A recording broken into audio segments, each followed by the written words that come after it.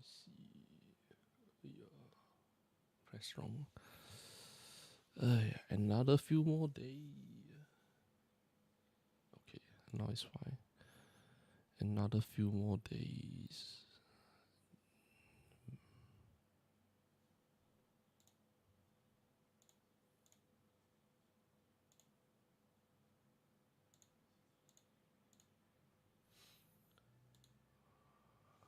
Okay. Yeah. The life of most Act 3 bosses have been reduced 15%.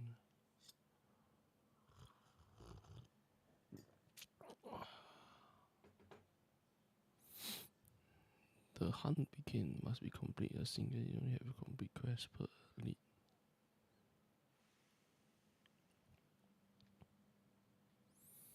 So I haven't really go check out what they add, but I know that yesterday there's a lot of nerf. Like Dead Eye got nerf. It's got who? I think Freckle Strike also got nerf. There's a few skill got nerf.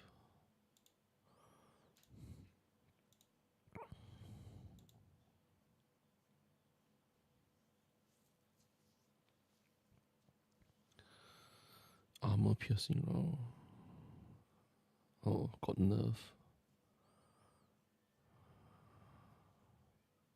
Oh yeah, Blood Mage also got nerf.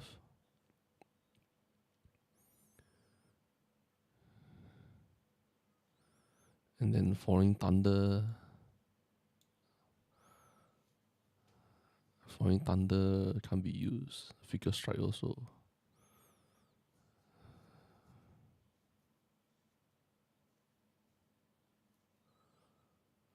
Now provide damage further. Instead of any chance to not remove the charge, only increase damage. Ha! Like this nerf so bad. Freeze build up. Priority delay between missile accumulate 0 to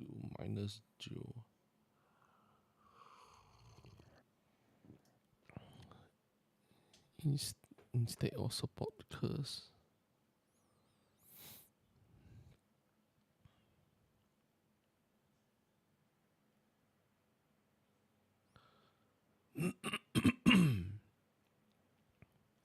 These are the quality.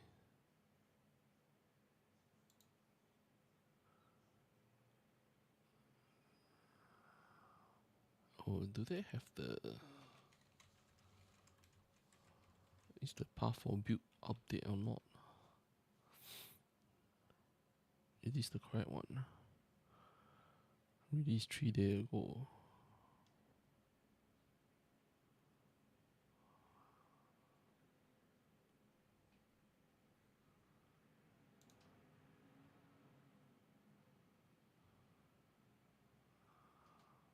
No, it's still not update.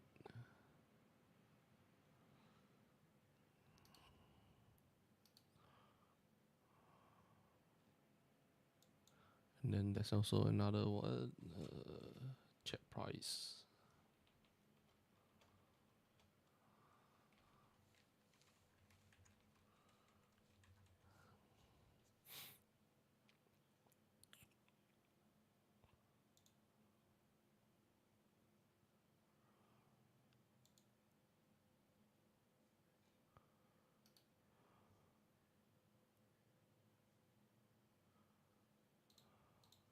Do here have any guide? I don't think they release guide now. Oh, they release it now?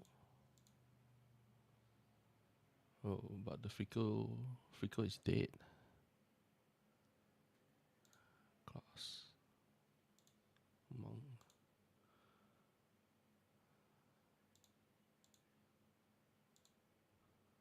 Starter.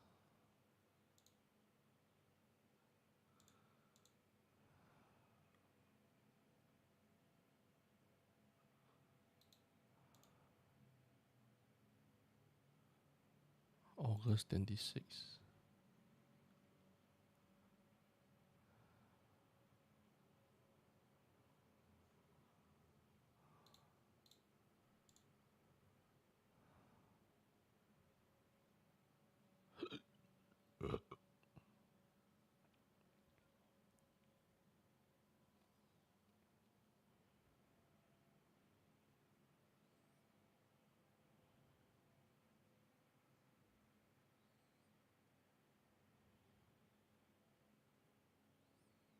2 evasion per 1 and the max energy on.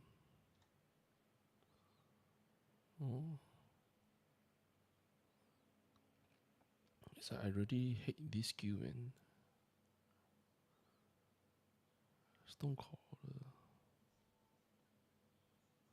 This one is hitting shock.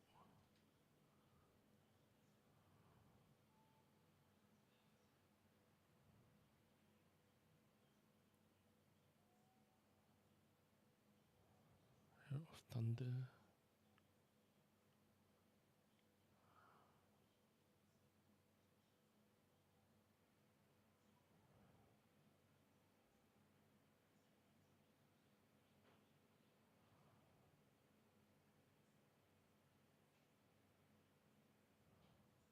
Plus change.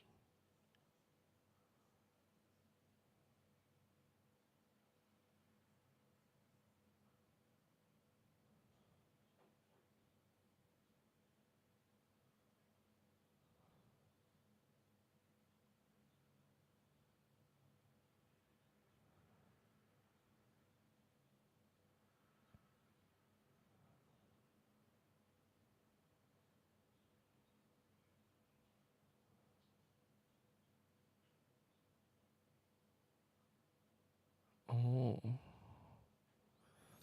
So they don't let you use the all storm anymore. Lightning arrow with chain.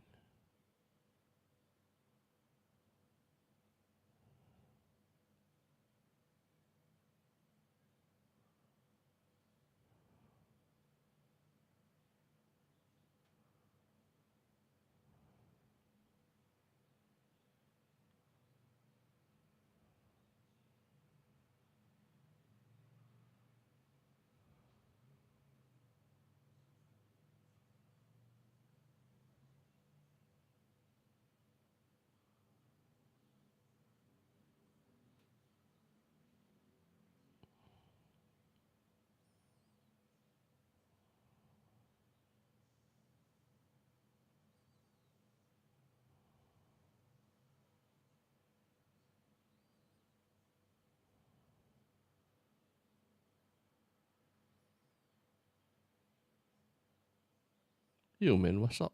Yeah, the new marketplace. Look not bad. But you still need to rely on the price chat and the trade website, the trade market from the website, and then like you get what you need, find what you need, and then press teleport. You will TP to the merchants there. But it's best that it TP to the seller hideout rather than TP to the seller NPC. It's like the game will be like full of bolter. Like another way to find all these bolter is like what? Go sell something that is cheap, and then record down the video, see how many bolter there is, and then report them.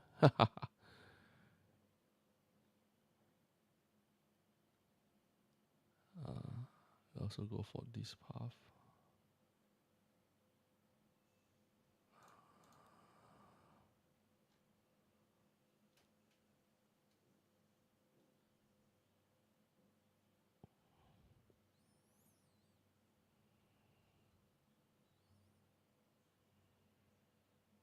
Week of destruction is I never saw this at all.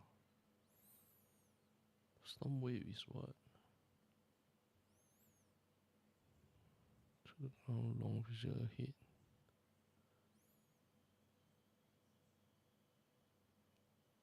But you still need to use the website to find item. That's the problem. So you still need the website. It's just that you buy. You don't need to buy from live player. Like we don't need to go live to sell stuff.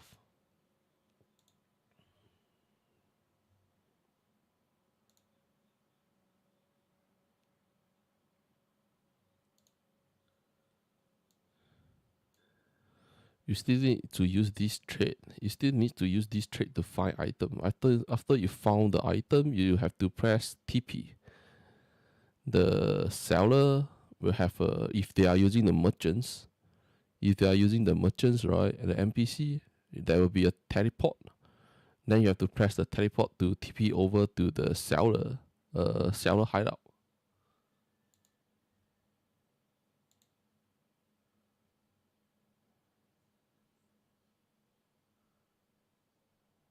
Oh, is it? How does it look like? Oh, that is something that I don't know.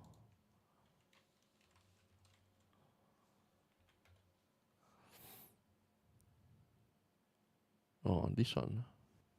During the third Edict content reveal, we announced the new asynchronous trade system that allows you to purchase items instantly from other players, even when they're offline.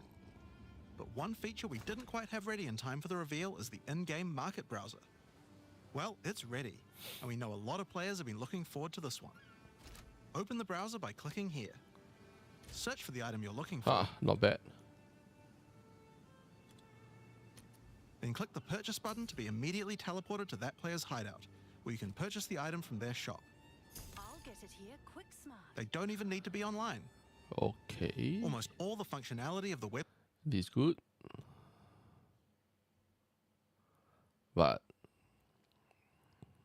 I think you can use two things to search. Yeah, not bad. And then the Chinese player is asking them, the Chinese player want this new trade system to replace their old trade in the Path of Exile 1.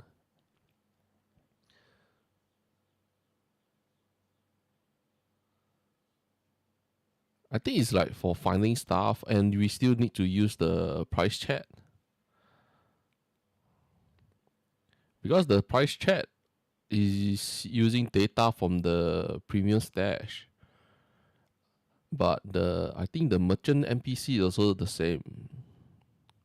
So they can get the data from the merchant NPC.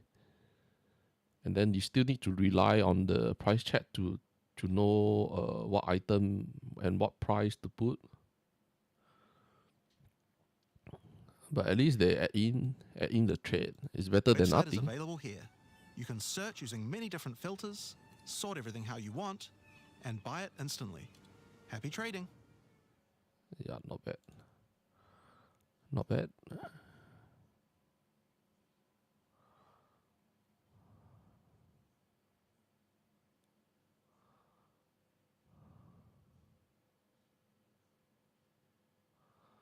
Free and exclusive cosmetics, what? Hi, I'm Jonathan Rogers, Game Director on Path of Exile 2, and next weekend you can finally play PoE 2 for free. When the servers open for our new expansion, the Third Edict, players on all platforms including Steam, Xbox and PS5 will be able to play the entire game for free over the 3 days of the launch weekend.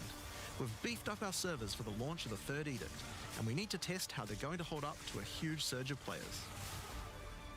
As an additional gift, we have a few exclusive cosmetics that you can earn if you play during this free weekend. When you get to the Clearfell encampment, you will receive this Exile's Hood cosmetic. Damn. Killing the Rotten Druid will earn you this Exile's staff. Damn. Doesn't look good at all. If you kill Count Geonor at the end of Act 1, you'll get this Exile's Cloak back attachment. These items are entirely cosmetic and do not affect your character's power. So join us on the 29th of August. See you there. Damn, it doesn't look good at all. But whatever.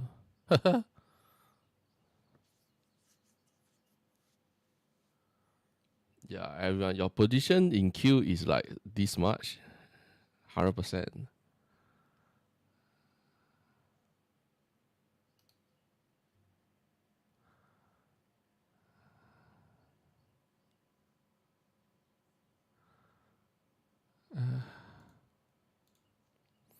At least the trade should be not bad. But everything have to wait until the game go live.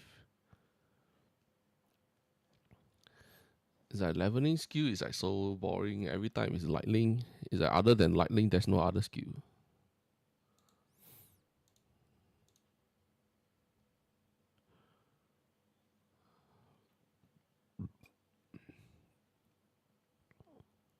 Perfect strike.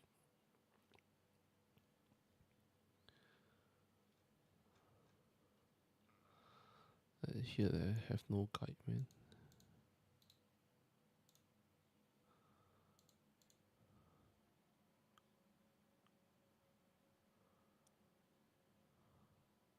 I like the Chinese one. Chinese one have one is the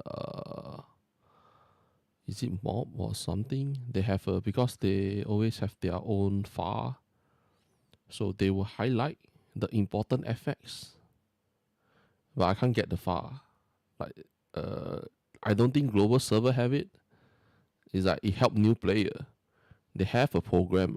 They have a mob, but doesn't you will not get banned from it because it have been used on Path of Exile 1 and the early SS and S2 is they will highlight the important effects. So one look at the equipment, you know that what is the effects is at. It's like so much better than what we see. Because how like new player, how will you know that which effects is better? Like like do the effects is very good or not? Like I like the Chinese one. They highlight the important effects on the equipment.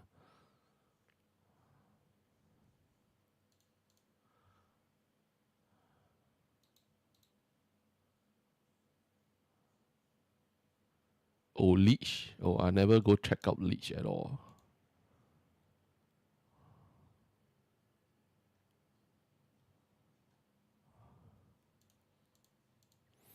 Is Leech good?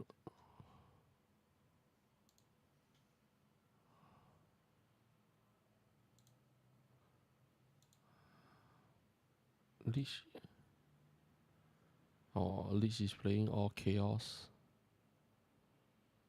I didn't really play Chaos skill. Leech came out last season, right?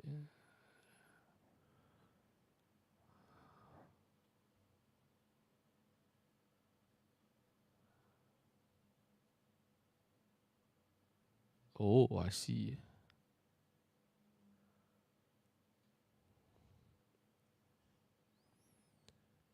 Like Dead Eye got nerf, then Fickle Strike got nerf.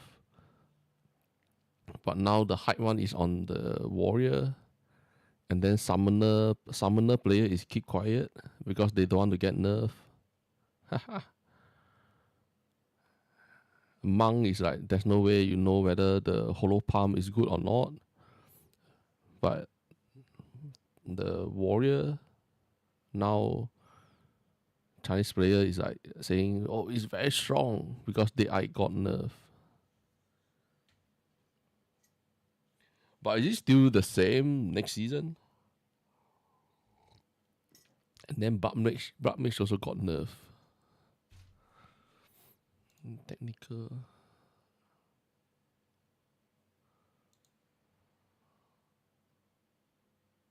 I never really look at his passive. What is his passive?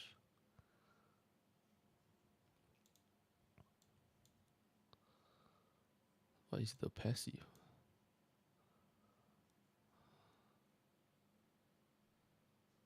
More or less the same. Oh, okay, then it's not bad. What? Gain armor as extra stun threshold, evasion for extra element threshold, defend with 200% armor. And also they say that next season, they say that don't think you can help your friend to ascend in the Temple of Chaos and the other one. I'm not sure, is it? If that's the case, then it sucks, man. Because I never ever get to kill the fourth one. I only can kill the third one for the ascension. The fourth ascension, damn man, it's like so waste of time. Can't even kill it. Place banner. Totem. Supporting fire.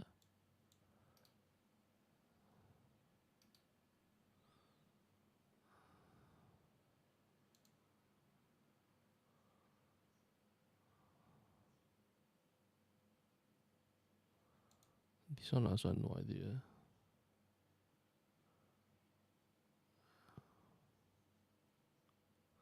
I don't need to look lah.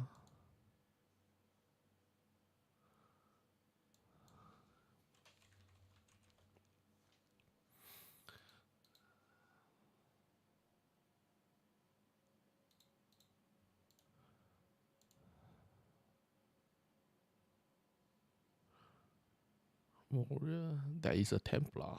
Templar is not out. Shadow, Miranda, Duelist.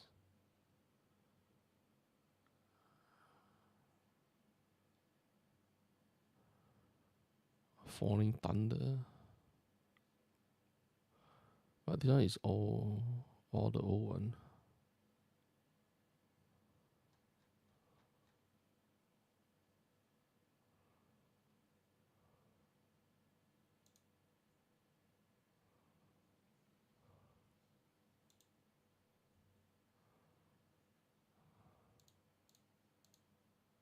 Huh.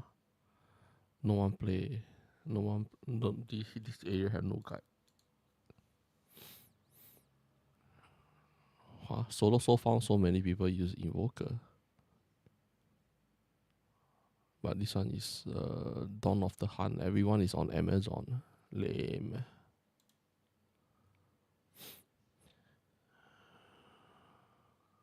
And then what they play? Lightning Spear. Everyone is playing the same thing. That's why last season I didn't play. Ice Strike.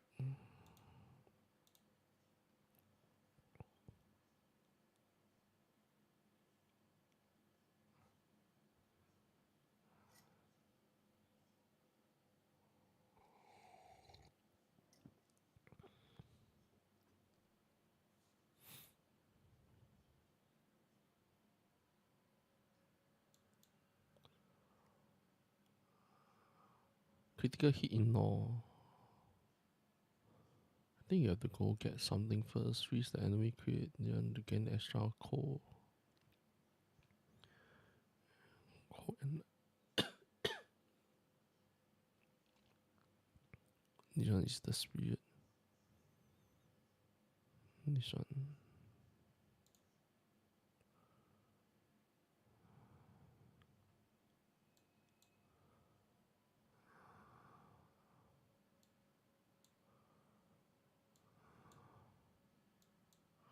This one is what? Critical.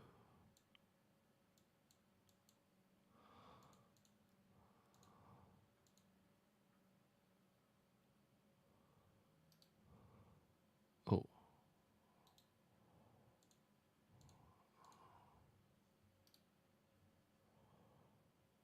And they say that next season have to play Cole.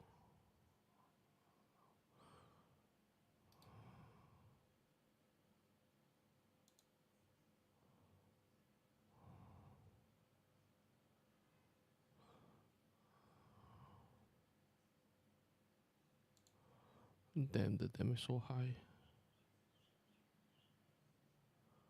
It's also the same. It's exactly the same thing. But next season is able to use? No idea.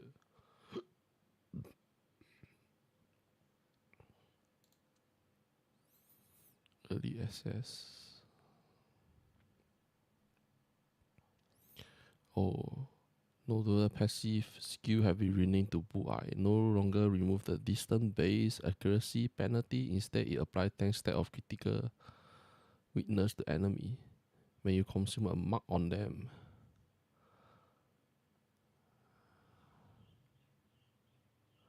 Demon form. Arc is now a projectile. No longer cause explosion against shock enemy, and is no longer a payoff skill. It's now changed 6 to 9. But do people use Arc a lot? Most people use the Sparkle, the Spark. Cold Snap becomes Snap. Any ops spell, any frozen shock or ignite enemy causing explosion to cause damage.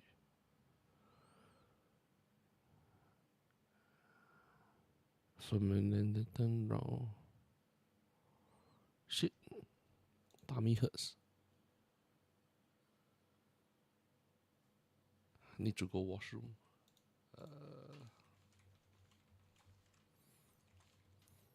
Back in 5 minutes. Back in 5 minutes.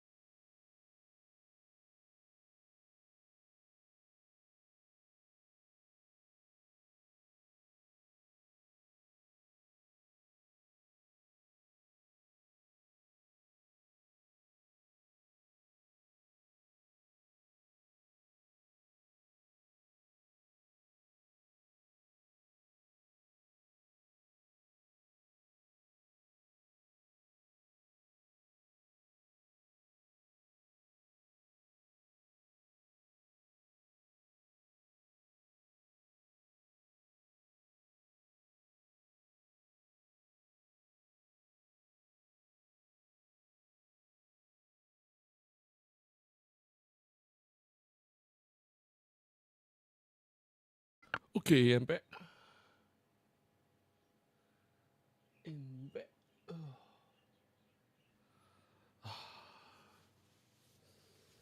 Hey, why today this one is like this? Oh.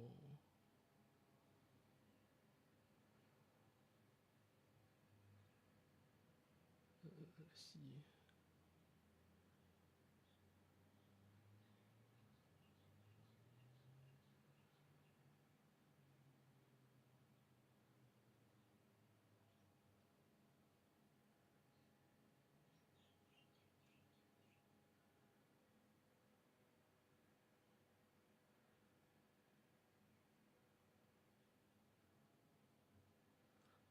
Okay, back.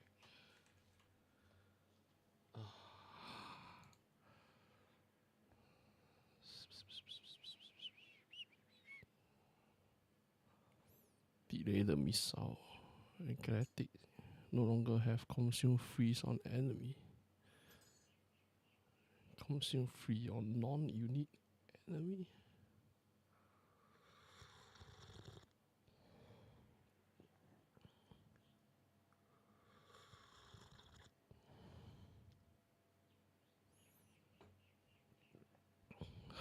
The snipe also got nerf. Supercharge slam. Toxic Crow. PV42 at all gem. Now a range Q. Oh, no longer cause you to leap into the air on use. A rush double attack no longer have a Toxic Crow.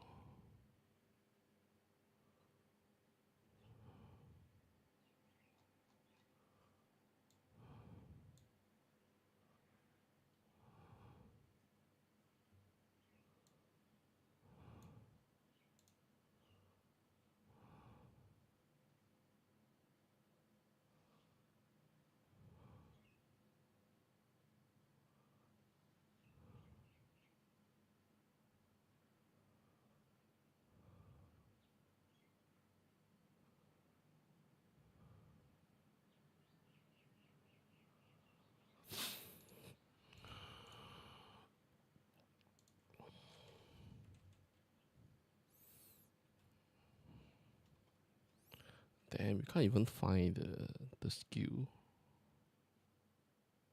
Oh, it's right here.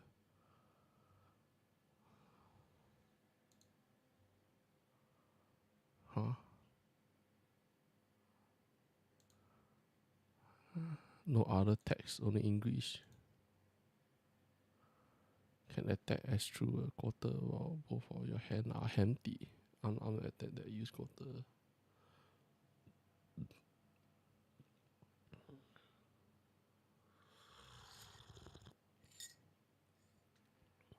Physical damage based on their skill level. But it haven't showed out what tag it have. 1% critical hit chance per 10 item energy shield on equipped armor item. Only armor item.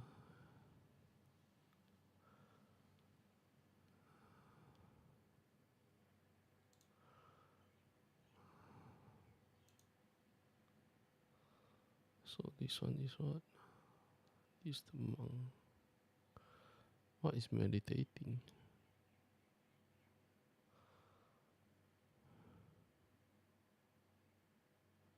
Channel to recharge energy, allow that channel to overflow when you take damage.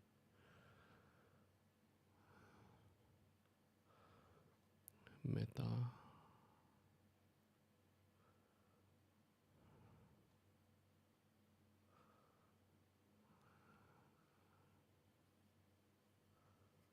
Unbound avatar.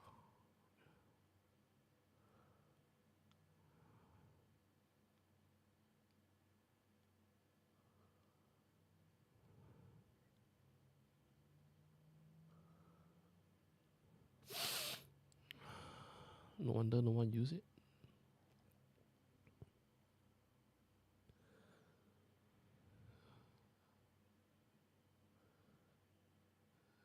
trigger element expansion or melee crit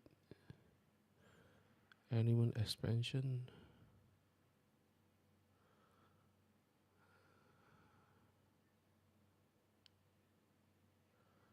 An arc bolt of lightning then or an icy wave or the chance of expansion to your strength. No one plays strength, man.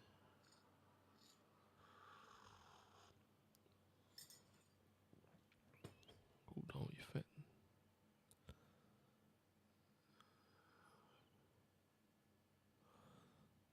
It's like only a few skills is good. Other than that, like, it's so only. And then this one is what? Chaos resistant.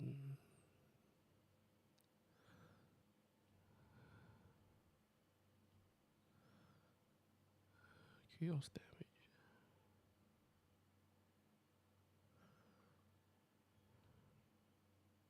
This one's to play CI.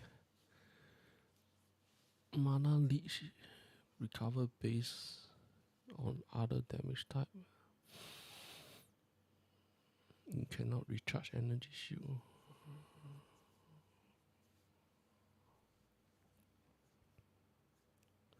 What do he do with darkness? You have no spirit.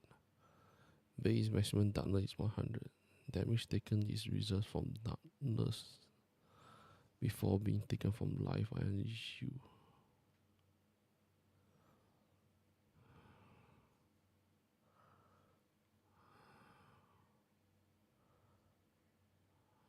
Skill speed into the breach.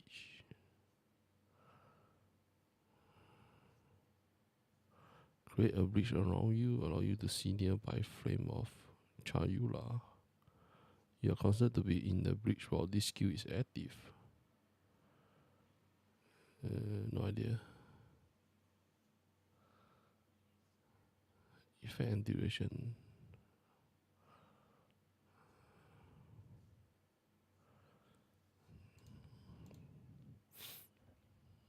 Was there any gameplay?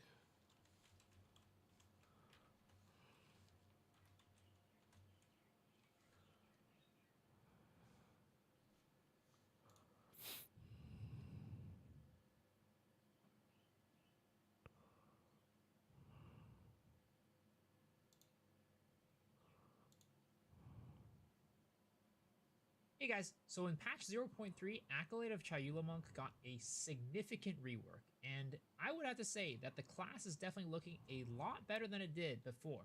But there is definitely a lot of hype going around it that I think really is stirred by a lot of misunderstanding, misinformation. So I wanted to go, one, talk about the good parts about Chayula today, talk about the bad parts about Chayula, and also potentially fix up a lot of the misconceptions about the class, specifically around volatility, that I think a lot of people are just not understanding and thinking that it's way better than it actually is. And before we get any deeper into this conversation, I just want to let you guys know that I will be league starting, and we have the new very good node.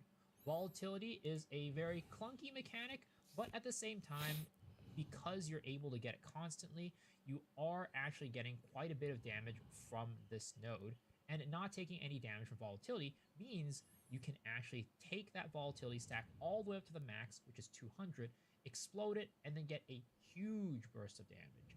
This volatility node, this illusory void, is probably going to be the most important node for all of Chayula monks, and I don't see any Chayula monk not taking this because it is actually pretty dang strong if in the right circumstances, and overall is just a very nice damage buff. So that is very good, and we'll explain more about volatility and some of the misunderstandings later. Next is going to be unraveling. So I think there's a little bit of misunderstanding around this node as well. A lot of people think that this just lets monk apply all of the ailments, and it does, but a lot of people think that you're able to do it simultaneously, and unfortunately that is not the case. So reading it closely, it says chaos damage from hits also contributes to ignite chance and magnitude, freeze buildup, or shock chance, changing every 2 seconds. And that is the important thing to understand. So while you are able to ignite, freeze, and shock, that is not going to be happening simultaneously. It's not like a random thing where like sometimes I'll hit and it'll be igniting, sometimes I'll hit, it'll freeze, sometimes I'll hit, it'll shock.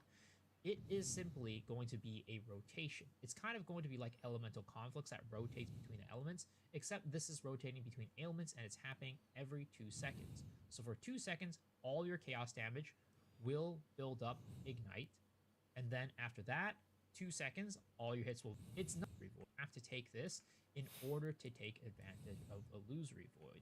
So that is one thing to note. But these two definitely have good synergy, and I would say that they're both pretty good nodes. It's impossible to take Unraveling without taking Illusory Void, but needless to say, this is actually not very useful unless you're going to be taking Illusory Void because, let's face it, just a random elemental ailment every 2 seconds, or random elemental ailment shifting every 2 seconds, really isn't that great at the end of the day. Now, Sap of Nightmares is also one that I would say is pretty dang good. Sap of Nightmares allows you to leech based off of chaos damage as well as physical damage. So you'll be able to leech mana, you'll be able to leech life, whichever one you have, you'll be able to use that. And in this game, the most common forms of getting leech are probably from your rings. So if you have any form of leech, let's say life leech or mana leech on your rings, now in addition to physical damage leeching, because all of them says physical damage, you'll also be able to use chaos damage leech. Now this is a new node, right? This got changed and added to the game, but it is definitely very similar to the Chonk node that we used to have, which is going to be this one right here, Ravenous Doubts. Mana leech recovers based on other types of damage as well as physical damage. So they remake? They remake the Chayula also? Mana, and then if you combined it with Consuming Questions, that also allowed you to recover energy shield while you're leeching mana. They again work very much closely with another, but those two got removed, as you can see here, and basically kind of got turned into this node right here. Again, leech recovers based on chaos damage. So you do need to have a form of leech, and before you just built in mana leech and it'll allow you to leech energy shield as well if you had this node. So with this change, it allows you to leech with whatever you have on your gear, but unfortunately it no longer lets you leech energy shield. If you want to leech energy shield, you're going to have an item like Essentia Sanguis to be able to do so.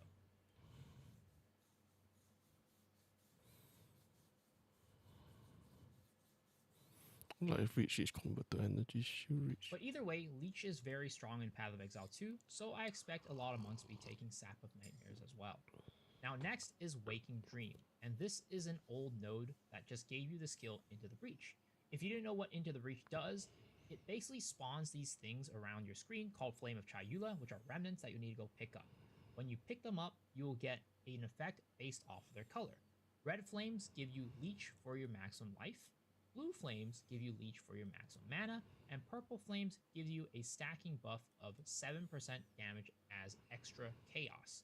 So these are very, very strong, but unfortunately you will have to go around the map and kind of collect them.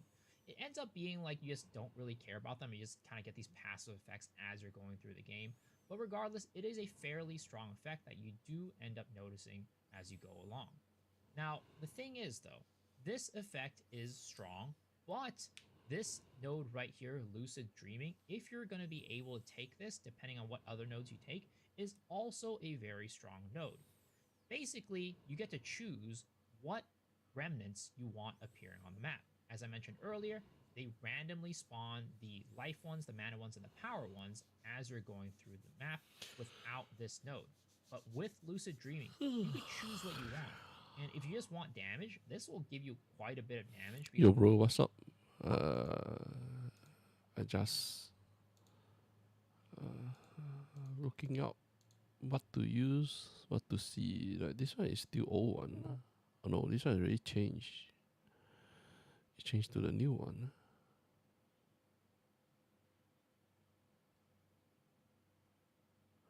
Have they changed everything to new one or not? I'm not sure. Because all the little remnants spawning on the screen, you can choose as power remnants, and you'll just do a ton of extra chaos damage. As you can see right here, it says it can stack up to 10 times, and you get 7% per. So you could potentially get up to 70% extra damage as chaos. Now, how often will that happen? Probably not very often, because the damage buff only lasts for 5 seconds, and they don't stack. Like, it's not going to refresh the duration. So it's not going to be that much at, it's rarely going to be that much, but you're going to be stacking probably about 3 or 4 of these at a time, which is still a fairly reliable source of extra chaos damage. So if you're able to get Lucid Dreaming, I think that this is a very, very strong node. Now, what I would suggest, and probably what most people are going to go, they're going to go this way, and maybe take this one. But if, for example, you're using an elemental build that already has inherent ailment chance, and you're still using a Illusory Void, you can go like this, these two, and then down all the way over here. But this one is not changed That's a yet. possibility. But that is a very, very good node. And unfortunately, that pretty much ends and stops there with the good nodes. I think that most people are just never going to be taking these ones over here. So most Chayula monks are probably going to be taking a pretty predictable path of going down this way, or going Navi. and going down this way, with the Unraveling and Lucid Dreaming kind of being the flex nodes depending on your build. So Nope, I'm just looking up between Evoker or the Chayula, but Chayula I have no idea how to play. those are the good skills. Now, why are these other ones bad? So Chayula's Gift, it gives you 10% maximum chaos resistance, and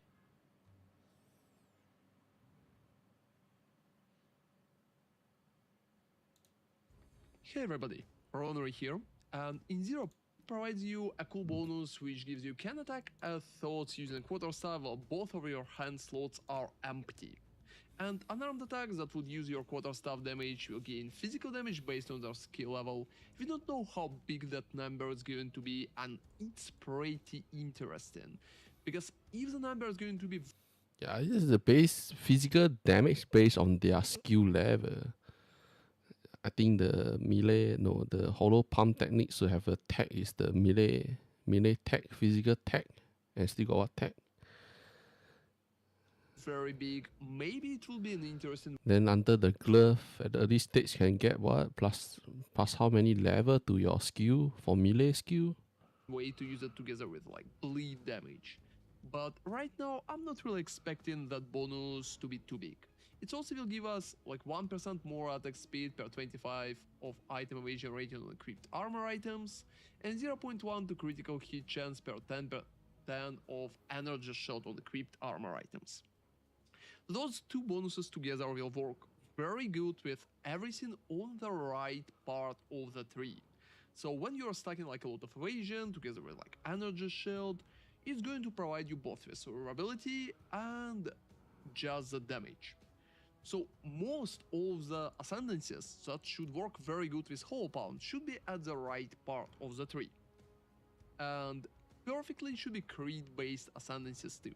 I also believe that Hollow Palm right now will be pretty strong, because GG nerfed cores, for example, for weapons which provide critical damage bonus, and they also lowered just critical damage bonus on your weapons in general. That way Hollow Palm is going to get a pretty good opportunity to shine in the current meta. Another interesting topic is pretty much Shattering palm. which skills we should use with unarmed. I think the most obvious option is going to be a Shattering Palm, because Shattering Palm always striking with unarmed. It also provides a pretty decent clear and been a very nice clear option before. Another great option is pretty much an Ice Strike. Ice Strike been popular before as well. It can give a pretty good bonuses that's hitting fast, you can freeze your opponents with it, and it also converts your physical damage to cold, which stacking pretty good with unarmed, which is going to provide physical damage for you. Storm Wave is another great option. It's convert physical to lightning, it has a pretty nice clear. However, I think with a very high attack speed which you can get from unarmed in general, Storm Wave in the very late endgame will probably be outshined by other options, such as Tempest Flurry, for example. So Tempest Flurry, it's like exactly as an Ice Strike, but you're converting 60% of physical to lightning instead of 80. So I think most of the unarmed builds are going to play one of those skills, so Shattering, Ice Strike, Stormwave, and Tempest Flurry. On the other hand, there's also an option to pretty much play a Flicker Strike with unarmed too, and it's probably going to be the last and pretty popular option as well. However, Flicker receiving a lot of bonuses from just level itself. So when your weapon providing like max level, you're going to receive significant boost in damage for Flicker. And you don't really need attack speed that much, because there's like different ways to make your Flicker faster. That way, I believe that for Flicker unarmed, it's probably going to be less effective than very expensive Quarterstaff. And in the end, Quarterstaff is probably going to outperform, but that's just my guess at the moment. For abilities such as Tempest Flurry or Ice Strike or even Shattering Palm and Stormwave, you really need attack speed, and attack speed is pretty much the main reason why you're going to go unarmed, because you're going to be very fast with that skill. If you remember, like Attribute Stacker has been playing before with Tempest Flurry when they've been literally flying through screens, I honestly expect unarmed maybe not reach the same level of speed, but at least be the closest option to it as we can get. So talking about the ascendancies, let's start with the most basic one, which is probably obvious for everybody. That's Amazon.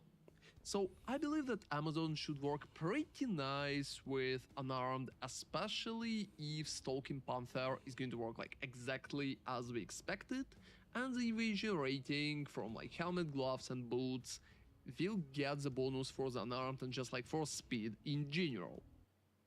Nabe. However, Amazon got kinda nerfed, especially since they changed like critical strike. You will get not 25%, but 15 instead. That nerf is going to hurt Amazon pretty significantly, especially since the rest of the bonuses are not that amazing. You will be unable to use Penetrate because you don't have the weapon and you just don't have accuracy in there. And other parts of Amazon is not really stacking that good with an arm too. So you don't really need Elemental Infusion because you don't even have a weapon to infuse. No option to play Infused Avatar as well. You will probably need to focus on just getting Stalking Panther together with Critical Strike and probably going for like Open Weakness bonuses. Or even going for Mystical Harvest to literally get a little leech here and there. But generally that setup is going to be pretty average, especially due to Amazon nerf. The biggest thing here is just Stalking Panther, and if it's not going to work, it will be absolutely useless, and even if it's going to work, which I'm honestly expecting it to work right now, I believe that Amazon will be unable to carry just based on the Stalking Panther. It's still a pretty great idea to play it if you like the Ascendancy itself, but I believe it will be outshined by our other options, and I'm not really going to play Amazon myself. So another option is Acolyte of Chiyula. Acolyte of Chiyula got changed significantly, there's like a lot of things changed. But the main idea that we are losing the Leech right now, we will need to get Leech elsewhere, but we will be able to stack up to 200 volatility. However, there is a pretty big issue with that volatility.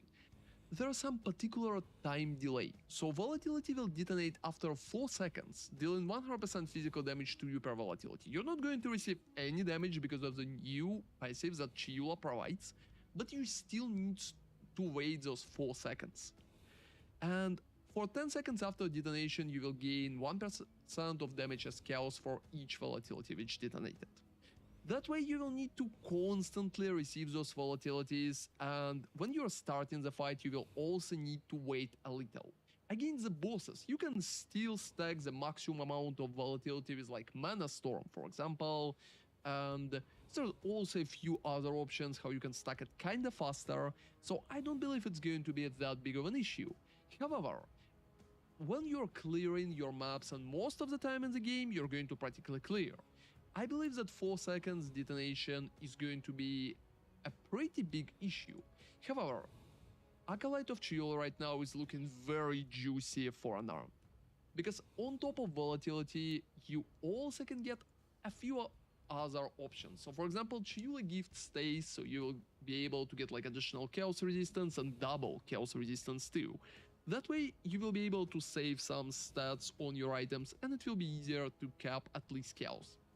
You can also figure out an additional leech, which is very nice.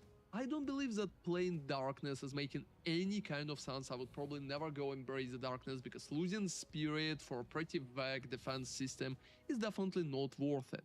So I'm not considering anything down there. Most of the time, I don't believe that Into the Breach is stacking very well with fast gameplay, and that's probably a downside for Chiula too. So if I would play, I would just go 1, 2, 3, 4, and we'll take the upper part too. After the changes, most of the time we're going to receive like leech recovers based on chaos damage, as well as physical, which is pretty good. That way we can get some leech into the build. We will also get like volatility, and we will not really get any kind of damage from volatility to the character, which is pretty good too, but that's it.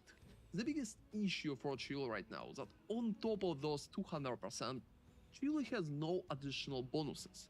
It's much more solid than it's been before, but it's definitely not looking like something absolutely amazing. It's still a very big contender and I've been considering playing it myself because it will definitely be refreshing. And if it's not going to work properly, you can always swap to Invoker. Talking about for Invoker and Unarmed, I honestly believe Invoker are going to be one of the most stable choices for Unarmed. Even if it's not going to be amazing, you're still going to receive a lot of nice bonuses. First off, you're receiving Spirit from Lead Me Through Grace, and that's a very good bonus. On top of Lead Me Through Grace, you're still going to receive Thunder My Enemies. I believe that Thunder My Enemies right now is not that amazing compared to what we had before. Especially since we'll have a new support which will like revert resistances. But it's still a very stable and very easy way to pretty much negate elemental resistances on your enemies completely. And it's feeling kinda alright. Together with those two, you can still run like Soul Springs Eternal for additional energy for your meta skills if you're going to use like Cast on Critical, for example, or Cast on Shock. You can run Meditate, which right now will be much stronger than it's been before, because there's like less ways to regenerate your energy shield. So right now, Meditate is going to be better, and I think there's much more point to pick it. It also doubling your energy shield, providing like better survivability, so Invoker is one of the strongest ascendancies in terms of defenses again. You can also get like Avatar for a very good bonus damage, especially against like bosses or against some particular enemies in your maps. And getting I'm the Blizzard or even I'm the Thunder is a nice small damage bonus here and there. So I believe if you're not sure what to play, Invoker is probably the safest choice because it will be very easy to change to other builds too, and it's going to be pretty stable in general, even if it's not going to provide like as much damage as Acolyte right now can with 200 volatilities. Another great and very stable option is Gemlin Legionnaire. It's probably one of the best options in my eyes, together with like Monk, Acolyte, and Invoker. I believe that Gemlin right now has pretty nice bonuses, since Gems Studded been improved, so you can just use multiple support gems for any kind of character right now. You're going to get like new shiny bonuses for it. And on top of it, you also can get +2 level of all skills with any kind of requirements from implanted gems. You can get additional quality, which should be pretty nice, especially when we are talking about Ice Strike, because quality provides like attack speed, which is very nice. And for Tempest Flurry, I think it will play less role because you don't really need melee strike range. So Gemlin probably will be also popular option for Flicker Strike, and I believe for Shattering Palm with critical hit chance, it'd be pretty nice too. For me, Gemlin is one of the most options that I'm looking forward to, and maybe I will even try to play it. However, as a downside, I believe that Gemlin is not really providing that much defenses, and the only good options like taking Thaumaturgical Infusion right here. Otherwise, defense will be kinda harder to scale on Gemlin because it's mostly focused on the damage in the Ascendancy part. And another cool option is Deadeye, which sounds kinda questionable, but it's actually working much better than people expect. Deadeye, after all the changes, is going to work very good with the unarmed, and that's one of the best options in my opinion too. Using a Mostly ranged because class to play Tailwind a itself melee is making skill. Deadeye very strong. With the Tailwind, you can get like much more speed and attack speed in general, which is stuck in very good with other skills that I already showcased. Also, Wind Ward can provide you a pretty decent damage reduction, which should feel pretty nice because you don't really need much in the rest of the Ascendancy. And if you will just check what they changed, you can also get a new core bonuses too. So Eagle Eyes Notable no longer removes the distance-based accuracy penalty. Instead, it applies 20 stacks of critical weakness to enemies when you consume a mark on them, which is very good. That way, you will be able to automate your mark and pretty much just get critical weakness always up on the enemy. Also, Eagle Eyes is not that hard to reach as right here, so you will need to spend just 2 points. Going for Gathering Winds like Wind Ward and Eagle Eyes, you can also take cold shots, for example, too. It's been changed as well. It no longer lets you apply an additional mark. Instead, it causes your projectile to chain to marked enemies and grants a new cold shot meta skill that repeatedly mark enemies near you. So pretty much automated mark. It's also bypassing your mark limit. That automated mark No start, wonder they for use the example, eye. with like Voltaic mark is going to help you significantly with clear.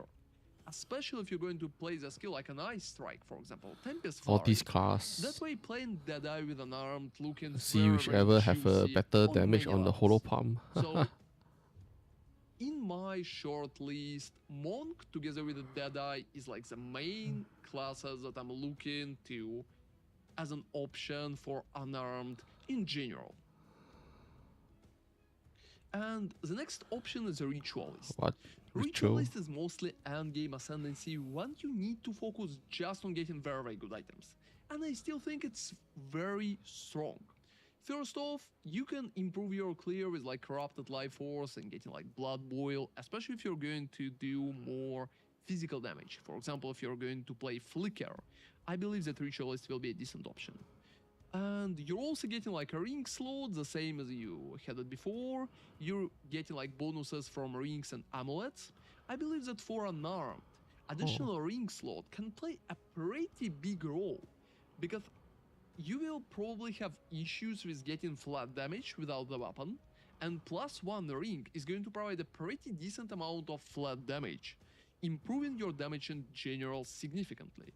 So I believe in the end game, and you will be able to get like very good rings. Ritualist is going to be a pretty strong option. You can also start with Amazon just to use like Stalking Panther, Critical Strike, and open weaknesses at the start, and change to Ritualist later on, because it could be a pretty decent option. And the last part is pretty much Blood Mage. I would say Blood Mage feeling kinda questionable right now for unarmed, but there are definitely options for it. Mostly because of cool things for bleeding. And you can try to play unarmed together with some bleed bonuses, get additional cool things from like Gore Spike. It got nerfed a little, so it's 1% critical damage bonus per 50 life instead right now. But I don't think it's killing Blood Mage completely. So even being Blood Mage unarmed sounds like a very unusual pick, I still think it will be pretty decent and may even outshine such options as the Amazon. So that's pretty much it, and that's my overview of the Ascendancies. For me, I'm mostly choosing between like the Monk and Deadeye at the moment, because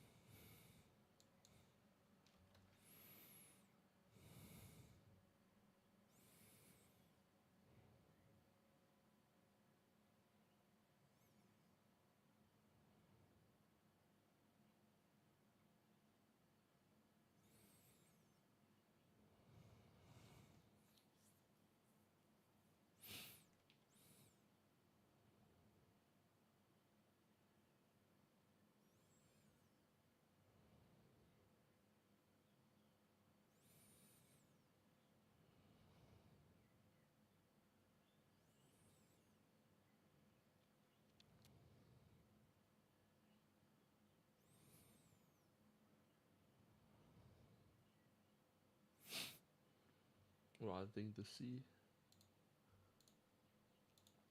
空明拳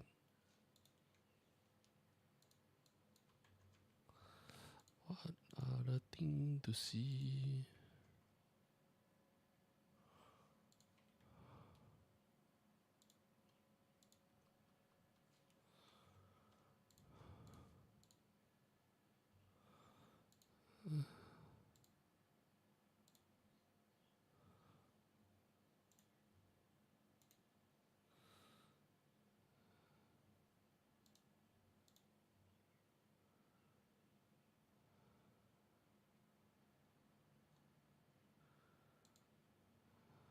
Hello， 大家好，那我是白衣。你可能不认识我啊，但是说大概率也是看过我的视频。的话，主要是根据目前0.3的前瞻内容来云一个我觉得非常爽的空手 BD 啊。当然了，先叠个甲，目前的话只是云，具体的数值呢咱们还不定。然后一些新东西的话，咱们也不太知道。那等开了新赛季后，看能不能真正组起来。所以说兄弟们别忘了点点关注啊，后续看咱们能不能在新赛季中真正把这个 BD 给组起来。那我们从新赛季的基石天赋说起。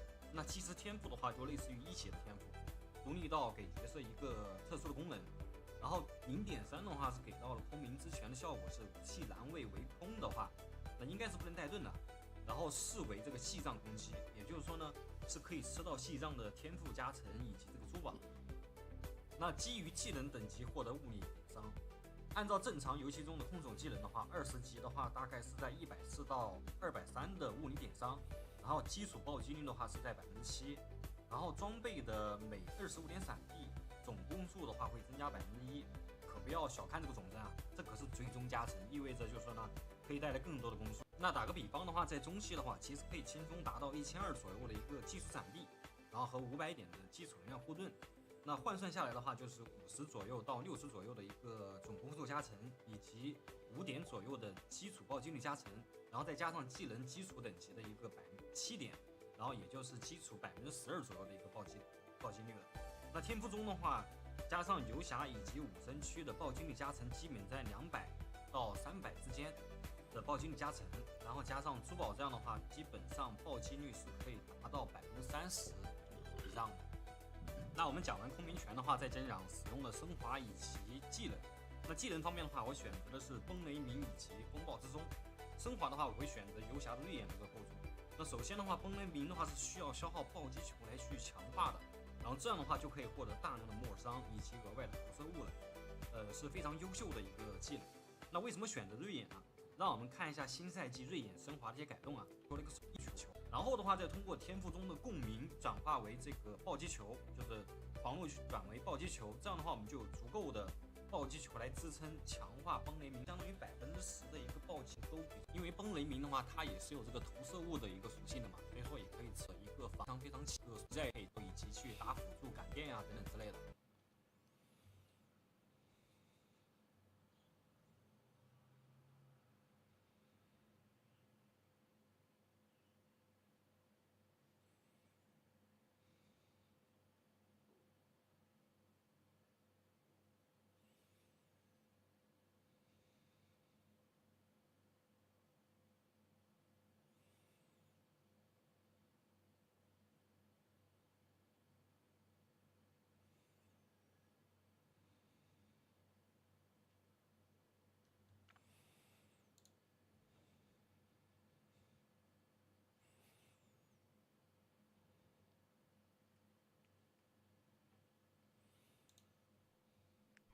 好，那么这周六 Yeah, it sure is.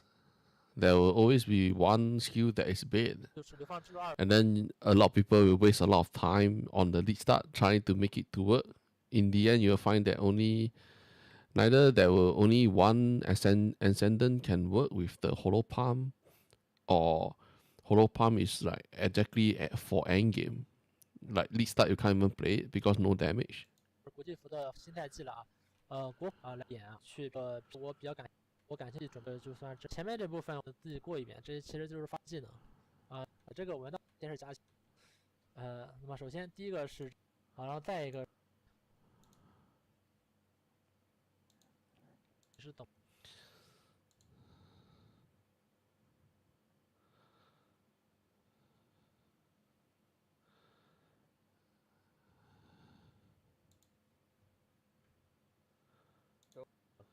法术，然后它下方有提及一些法术，然后没有提的呢，就是按照这个它给出的这个在20级宝石时这个等级伤害大约高了5%，然后在30级的时候这个伤害高了20%，然后我暴击是最容易获得的一个这个能量。Not much thing going on. This one just wait for people to cook more about it. But I can neither the hollow pump can be good or it just suck ass. Because you don't see how the damage is skilling. Like physical damage based on their skill level. At the early stage, how many skill level you can get? Evasion, like every equipment on armor just get evasion, then you get attack speed. But skill level, how many skill level can you get? The glove, rare glove, that's one is a +2 melee skill level. And what tech you have? I'm thinking it's a physical melee tech, and then still got what? No idea. But neither the skill will be interesting or it's just dead ass bait.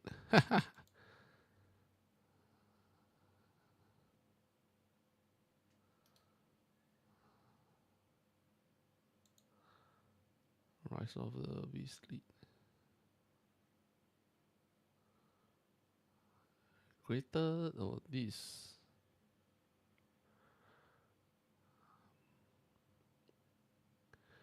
Higher tier version of all basic crafting cards, including transmitter, chaos. Oh damn! It means that if you are selling stuff, greater exile orb. Or this I'm not really sure. Like there's a greater chaos, perfect chaos. Damn, they give out too much currency already. It's like the inventory space will be like not enough, man.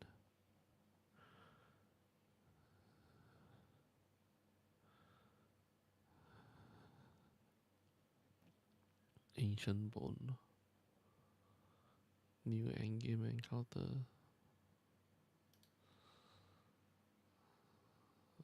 Walker of the Wow.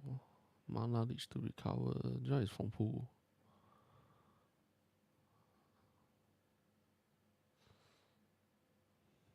Unique item. Grand 18 Fusion Pass. Cannot be blind. Darkness. Oh, this is the belt. The new item. This is the weapon. 150 strength required. Huh?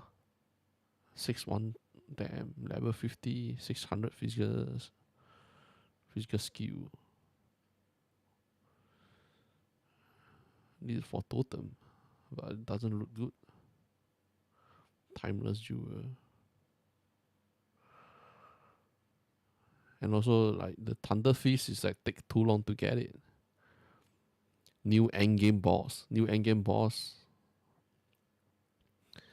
Like this without 10D or how many D, right? I don't think you can get this glove at all. Then Hollow Palm use what? Linear support. Linear support is the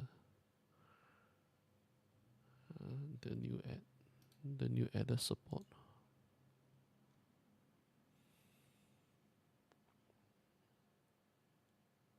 Great wood.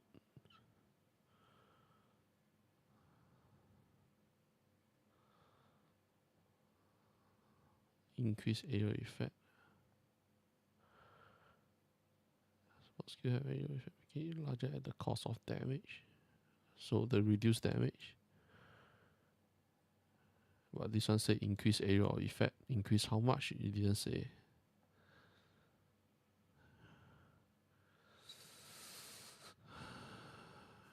Like, is this good or not? Also have to wait and test it out.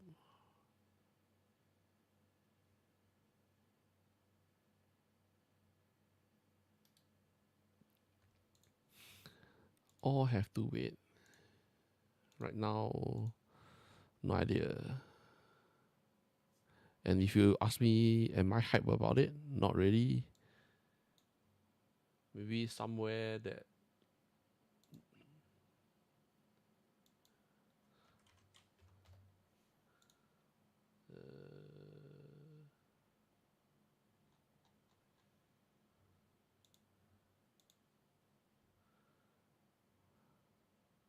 what the fuck you talking about?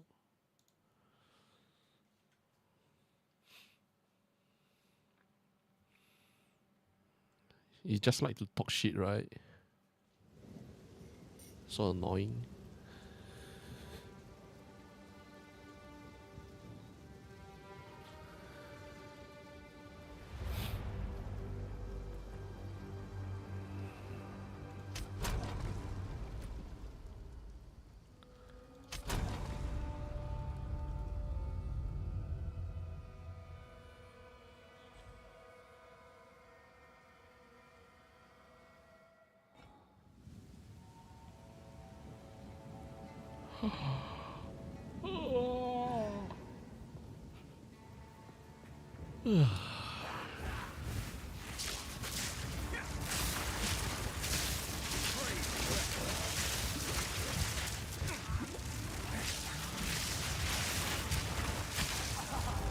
Bye.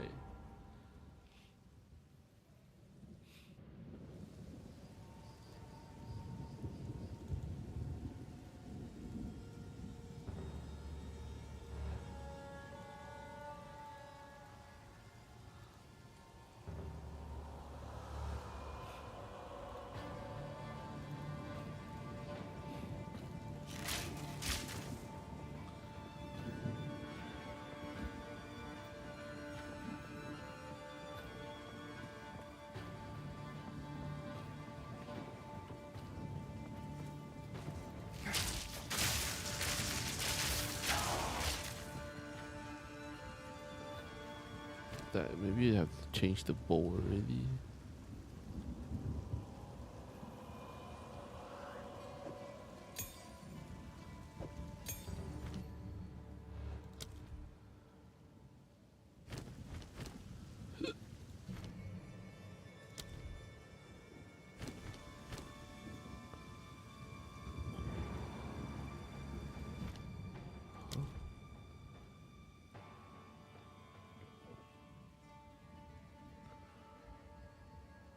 Barrage. But why do they use the Stormcaller? No idea.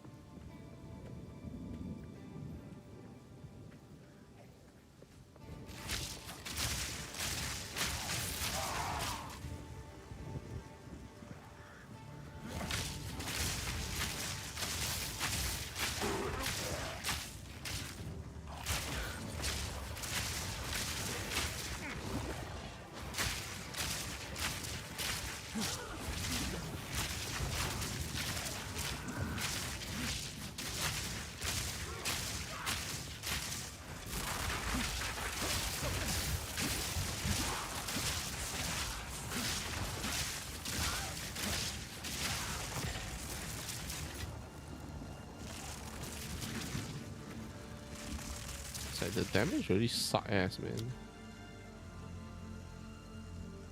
So why do people play these? I don't understand. The damage is a piece of shit.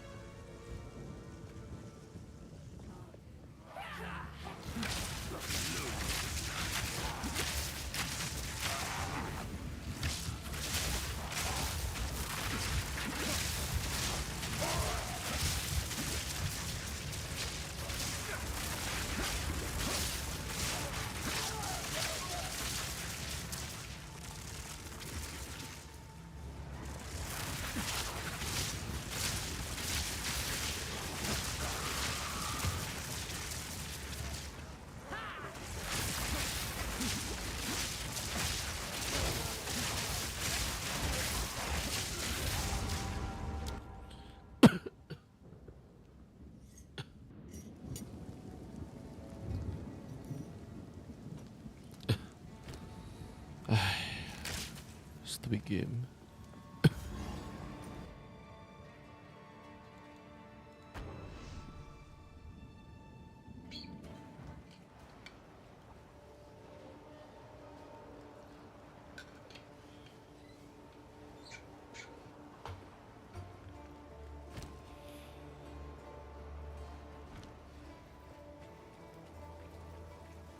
Hello. None of it's junk. Trust me. See you. This hooded one is 64.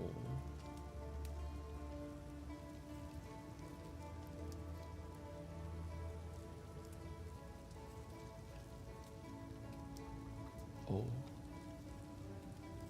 Just to have more damage? that'll do some violence. Unless I'm wrong.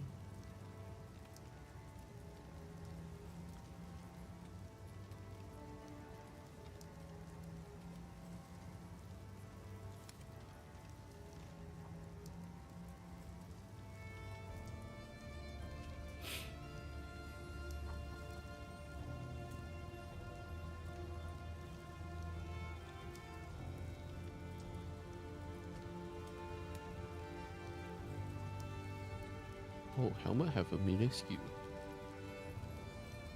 Evasion in the helmet.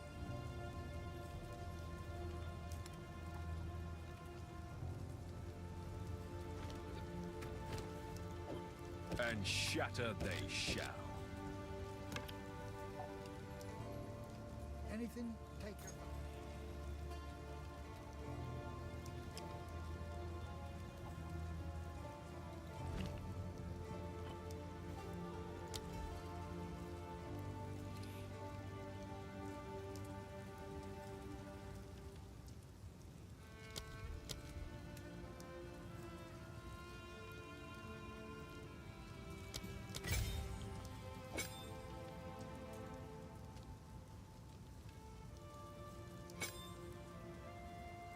Huh?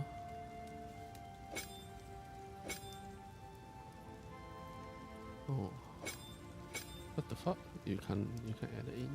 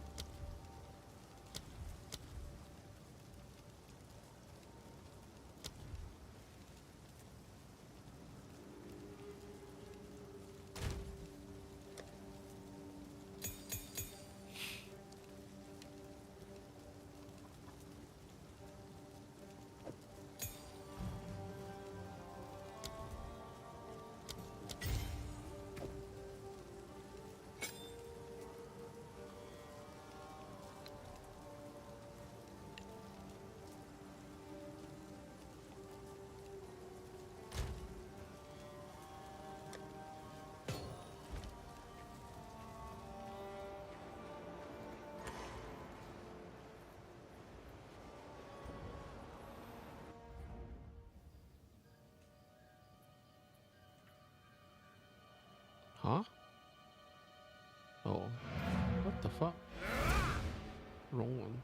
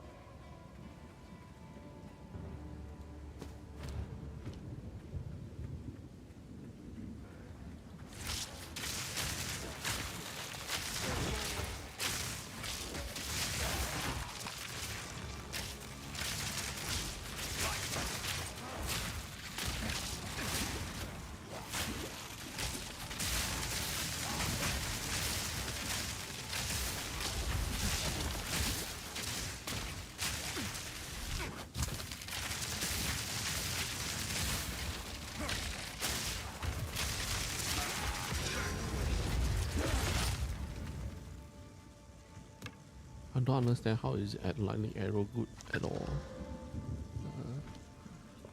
I use lightning arrow, it just feel like shit.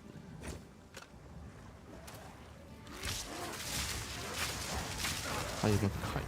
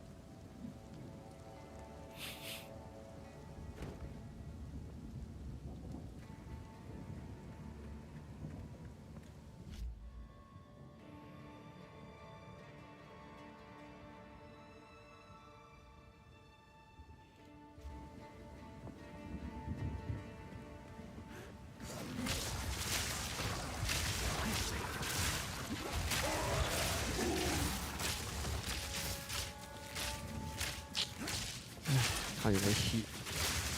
So annoying.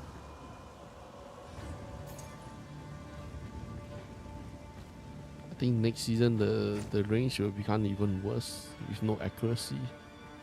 At the early stage of the game, it's like how to hit. Now already I can't hit already. Next season should be worse.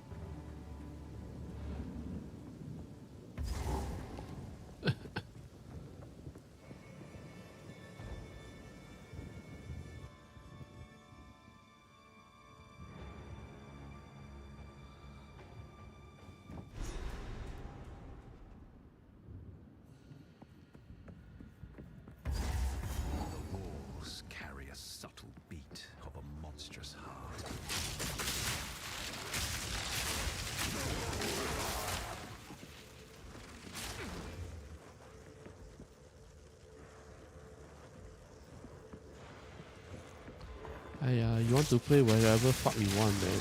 I don't care. I play whichever fuck game I want. Why do you always have to say so much shit about it?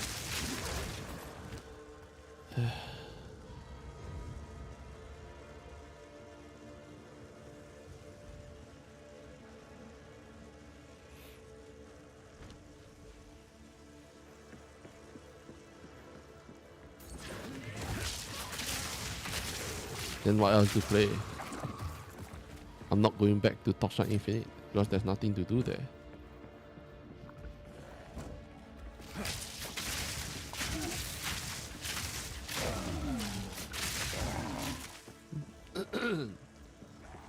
Like Path of Exile, I don't really like the leveling. The chapter 1 leveling is like a piece of shit.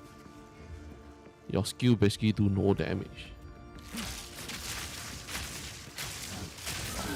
And then like every skill they expect you to spam button spamming. Button spamming is okay, but then the enemy hit you like a truck. It's like, what the fuck? It's just leveling. No leveling skill to use. lightning rod is the best to use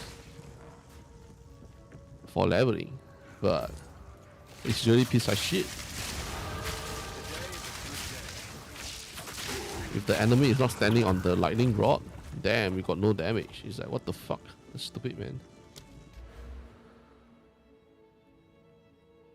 I'm not sure what to say. It's just so damn dumb stupid.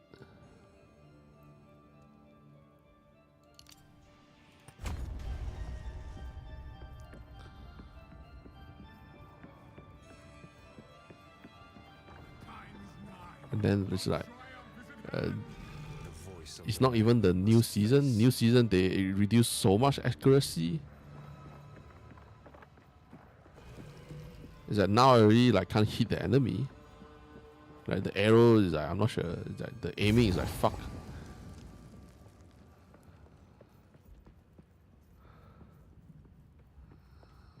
Next season will sure even more fucked up. It's like I don't think I will play range.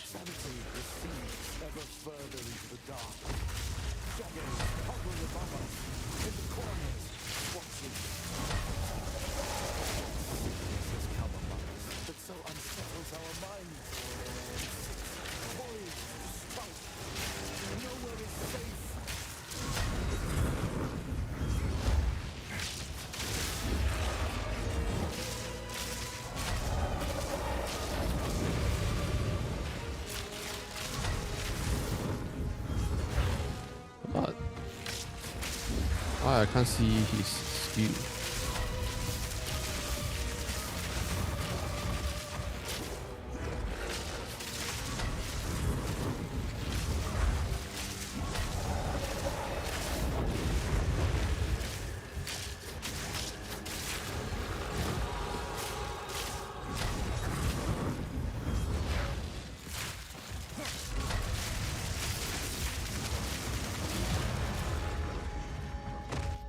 What the fuck? This is the cost of pagan beliefs.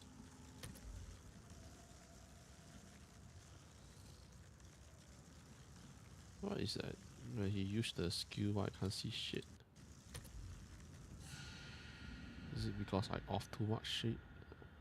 No idea. You want you play it, I'm not playing it. You like it, you play it. Why are you asking me to play it?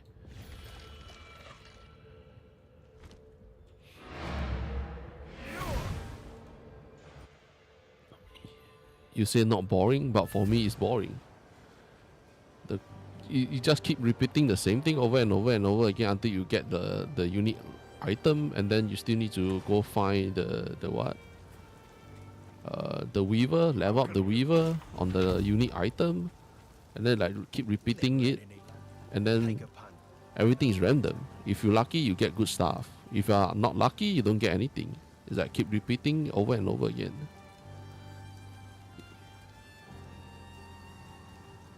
I don't think that is fun. Mana is level 16.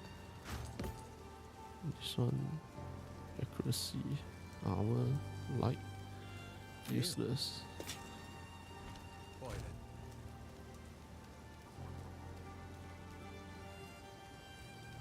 Oh, you are so annoying, man, bro. You are so fucking annoying.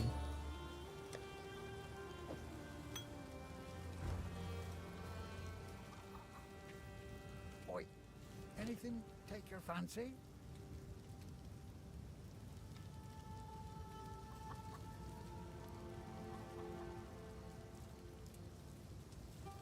Echo.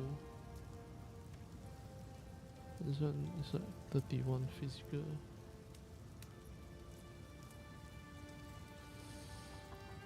So I also have to want to change, like, unless I found a good quarter staff, lightning.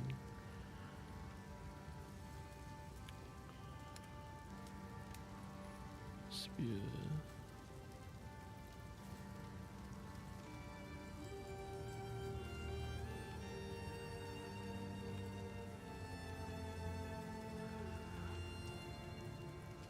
No good shit.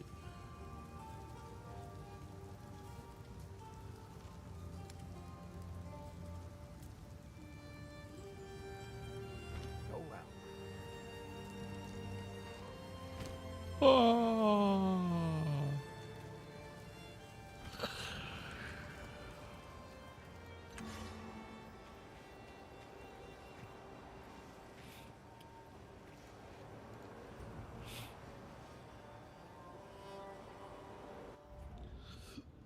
Oh, fuck it.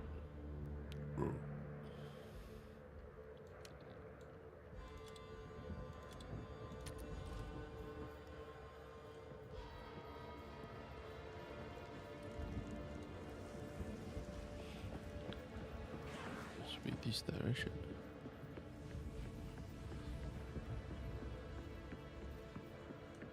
What the fuck? Not this direction.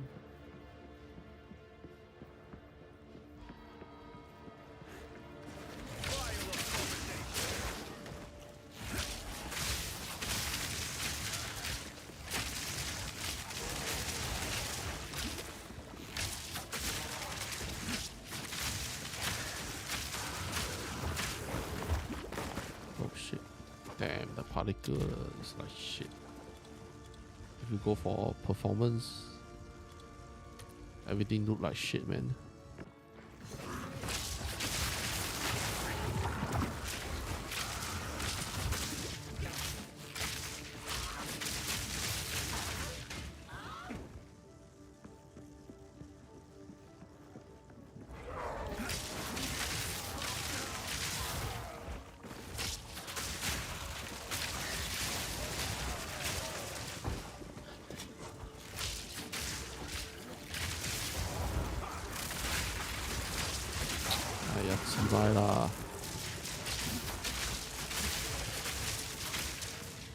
Fucking top. Damn. Playing this game will mess around with me. That's so annoying, man.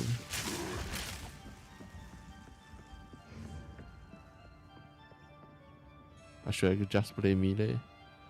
Playing range is like so stupid. Can't even hit the enemy.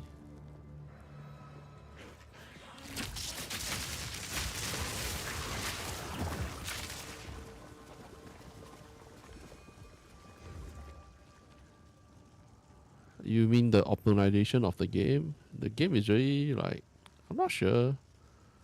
It's like it keep lagging. Like it keep lagging. And your FPS, your CPU usage is like so high. Like the optimization of the game is like so fucked up, man. And they never talk about how fucked up the optimization of the game is. And then your CPU, damn man, the usage of the CPU is like always so high.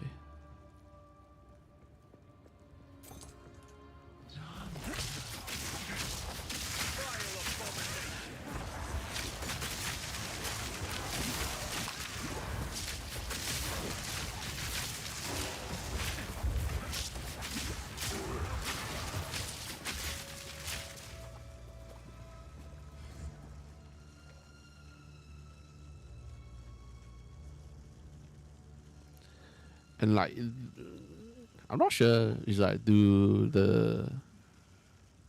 it's like last time when we played Path of Exile 1, right? It's the same exact problem with Path of Exile 1. If you go for better graphic, your gameplay feel like shit.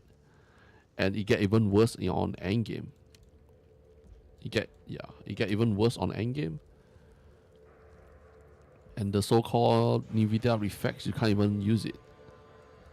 Because it will get worse. Triple buffer, you can't use it.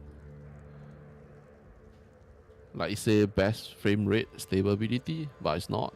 You increase your legacy so much. It's like, and then like Valcon, like Valkar, like these two, right, is exactly the same. These three I go try it out before. They are all the same. It doesn't help at all. And then you can't even use VSync.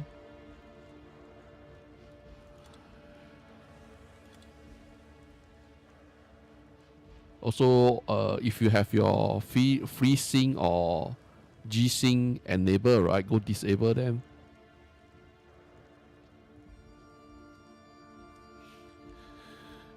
PoE 1 I don't play is also because of the how do I say it? It's also because of the optimization.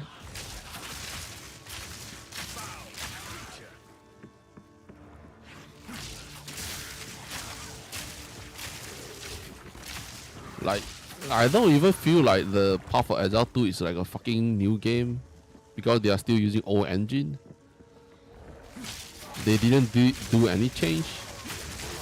Basically just use the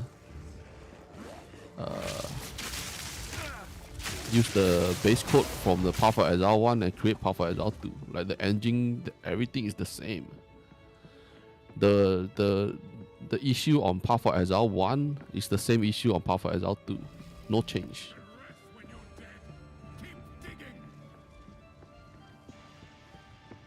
And then the time I enable my G-Sync, now I have to disable my G-Sync. Like it make it even lag. It's like damn. And then your power option depend on which power option you use.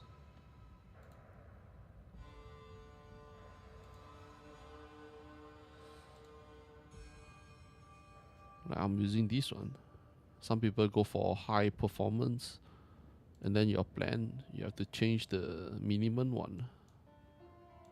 Power management. This one just put 5%, 1% or 5%. See which one is better, but different not that big. If your game always crash, because of the CPU, you can go download this one.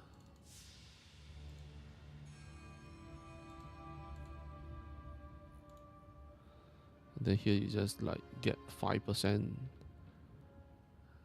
so that the CPU will not use more than 100%. When you reach 100%, your game will crash. So by using this limited program, you can limit your CPU. Don't let it get past 100%. Now for me, I don't really need to use this, but my CPU usage is still very high. It's just annoying.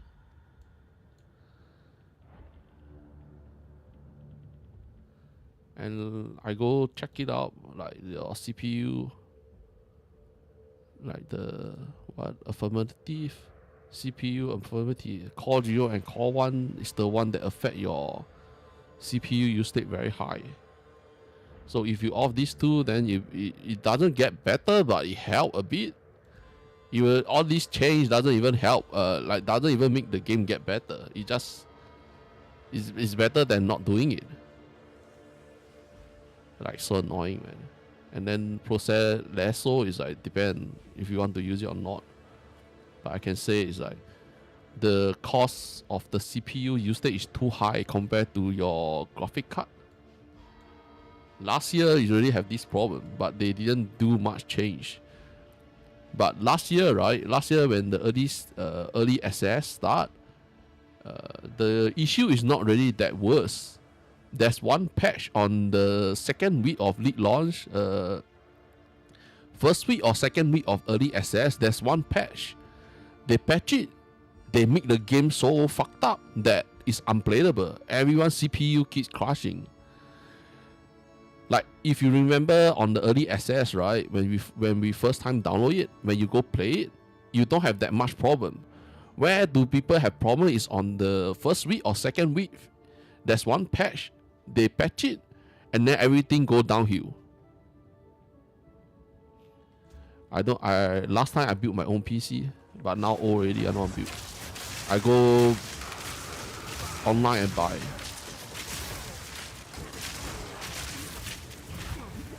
I feel like changing my CPU also.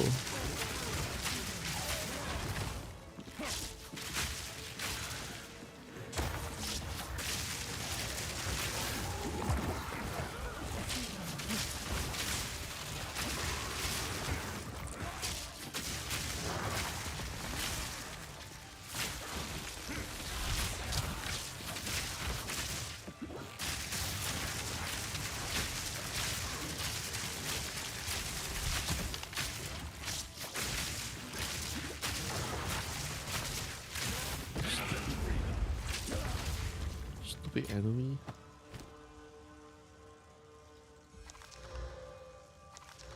Evasion. What? More Oh. intelligence required. How will I know, bro? How will I know?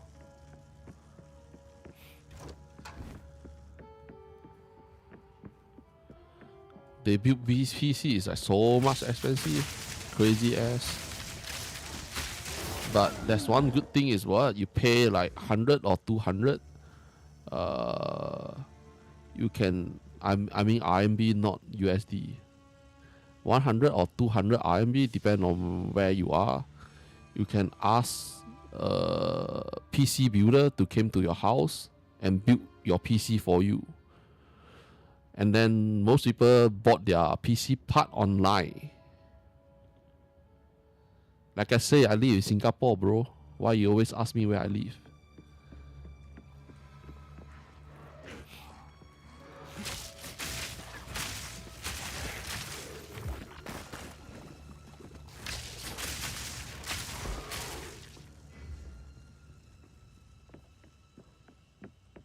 It's the same. Singapore PC is not cheap.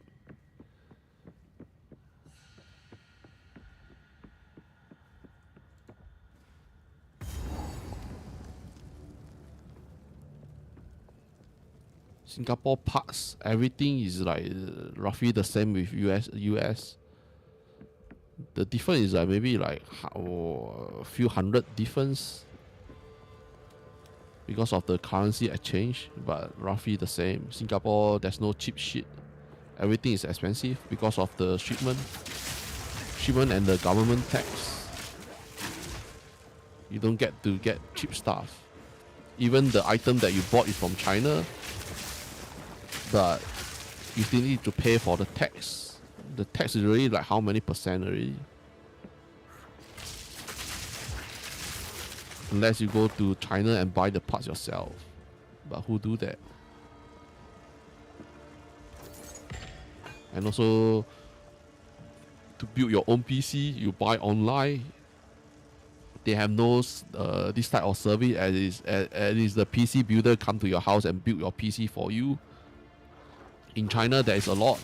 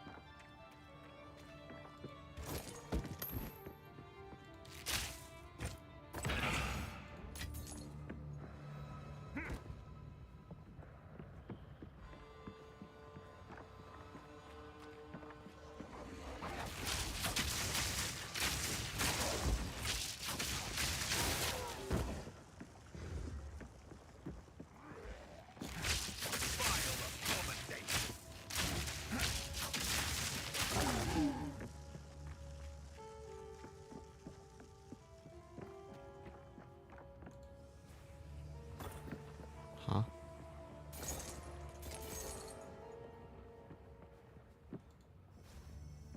Is it going in this area or this area? This area?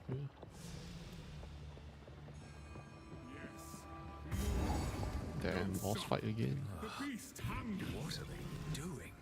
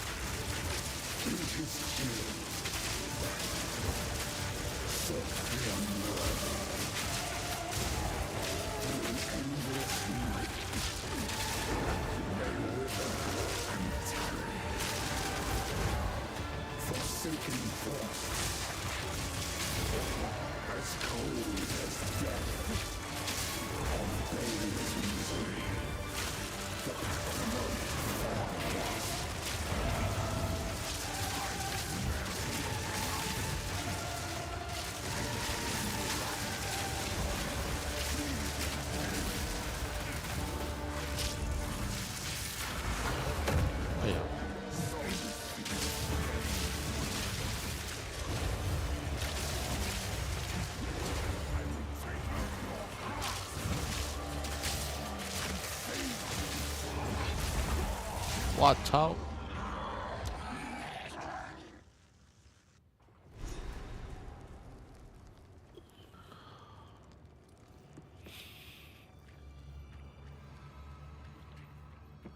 Doesn't matter if they nerf the HP on the bosses. It's like you do no damage, man. That is the most annoying part about the game. Then if you play melee skill, just use normal attack, you do more damage than you're using a skill. All the fucking skill, right? They want you to combo.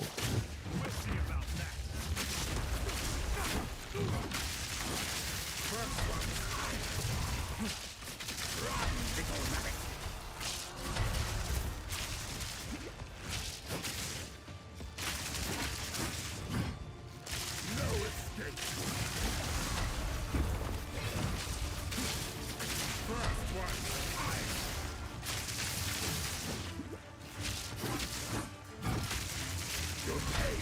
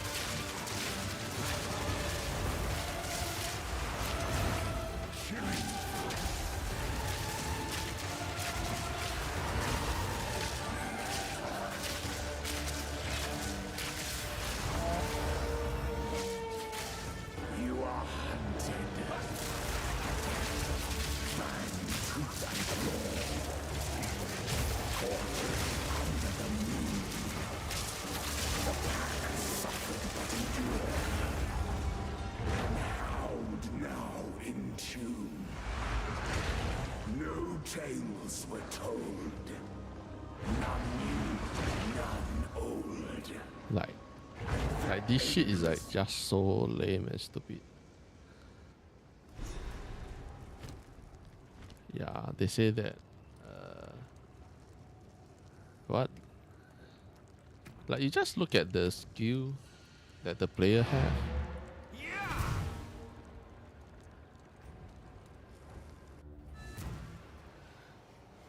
Like just look at the skill that we have. It's just lame, man.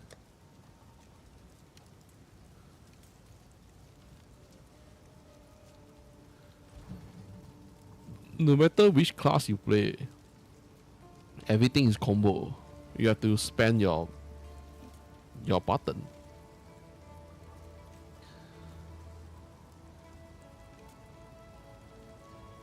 Like at the early stage, how to gain power charge? You have to use these to gain power charge, and then use the falling thunder.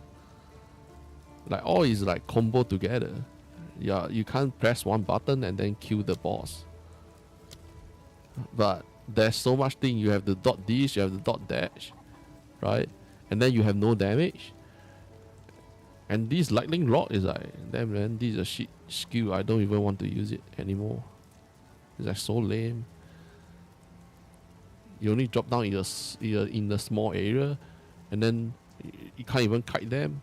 And all these skills have no damage.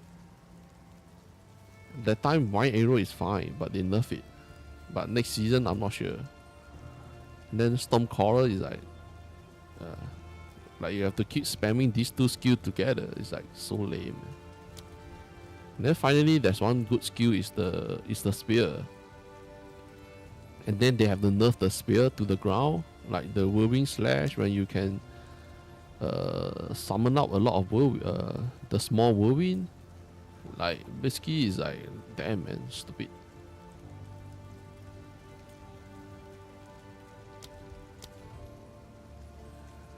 And then if you go play warrior or go play monk, all these skills do no damage. They do no damage at all. Like for the bone shatter, you also have to do the combo. And then the rolling stem is the worst shit that I play on the action RPG game that have no damage. I play in the season 1 on the early on the lead start. There man, play a skill with no damage, and then I go find out, oh, people use warrior, they use normal attack. It's like, what the fuck? Then all these skill is for what?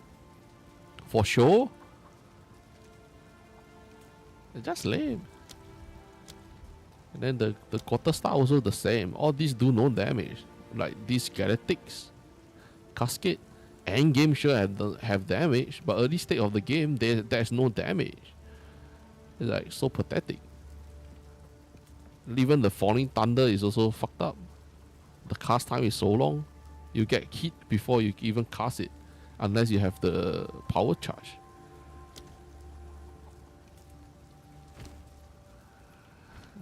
The what? The ring of arrows just not ring of arrow. The what? The lightning rod just not my type. Damn man, so much button need to spam. It's like crazy. And what level you are at. That's why I don't really like the game level 1 to 15. You basically have no damage at all. How to play a game that you have no damage? No idea. Just to make the player waste time. And then next season will be even worse is accuracy. Now it's still fine. Next season, accuracy even worse. How to play? Like maybe at the leveling stage, you have to add a lot of accuracy into the build. If not, how are you going to hit?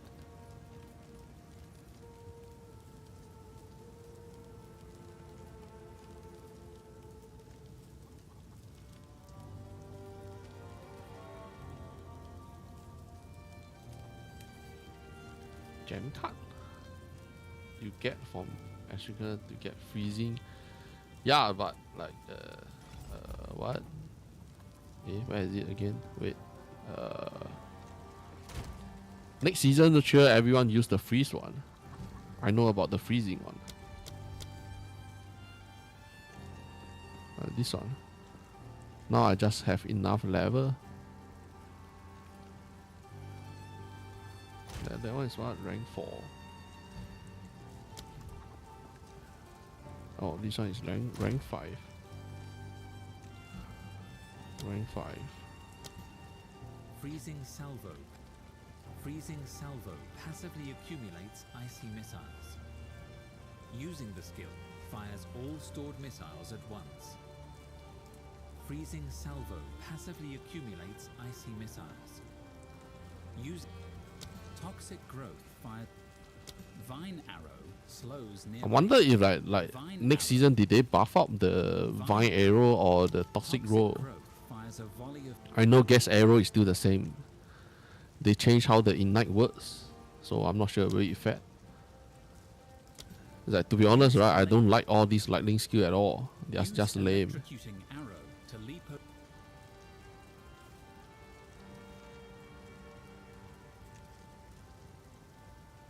From the executioner mission, where you save the hangman. Freezing Salvo. I think next season, next season I'm not even going for bow. I'll straight away use the quarter staff. I will straight away use quarter staff, and then use this. Next season, I think they change how the freeze work, so should go for ice skill, and then go for ice strike. But I have to see. I should use the quarter staff, and then the also like hollow palm. I'm not sure. Do we have enough damage or not? But hollow palm sure is 100% bait. But whatever, I just go try it out. And when I play action RPG game, I don't really like to use bow at all. Bow is like not my type.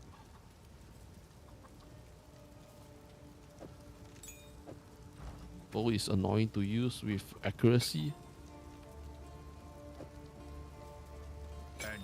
And this one I should go for lightning, but whatever, choose wrong one.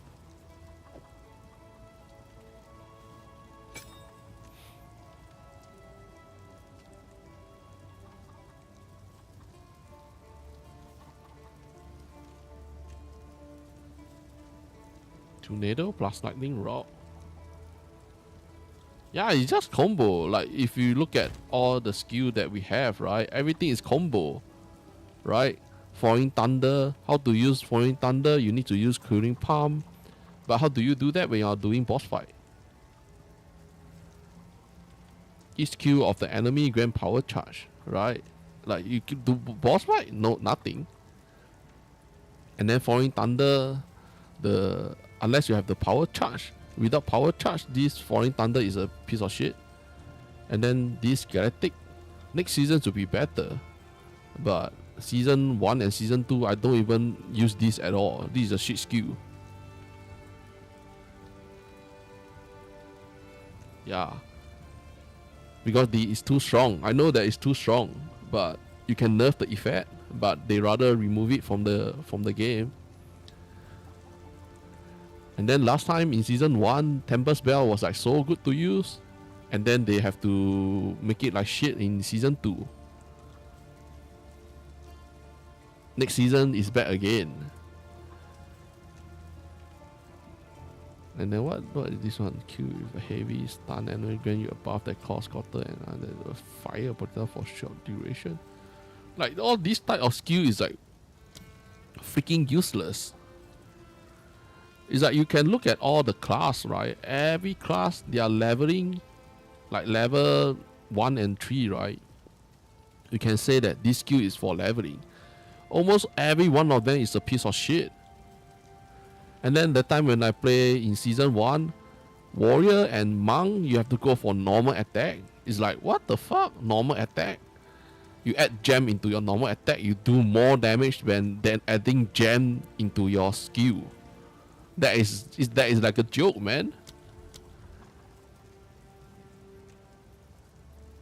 And then element, I'm not sure. Element is like only can use spark. And then you have to place a lot of bomb or what, or storm or whatever shit. It's like,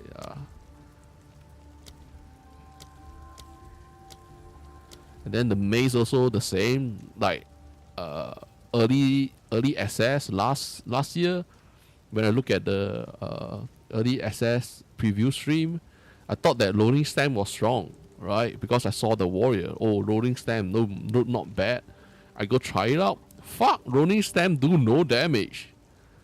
Like at level 5, you get the skill and then you use it. Why? You get no damage? You can't even clear the enemy.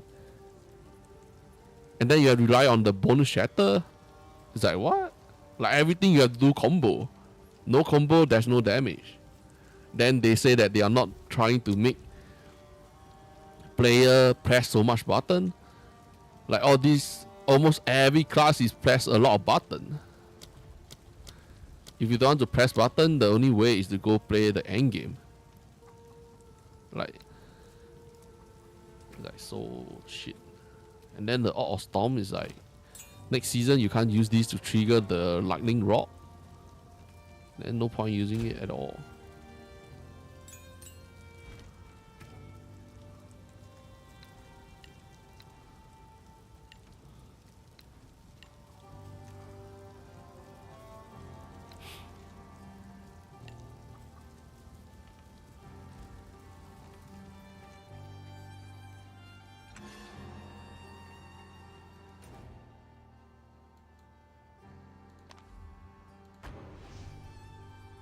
Did I lose the waypoint? Or is the waypoint to the boss room? Like this is like so fucked up. Like I have to rerun again.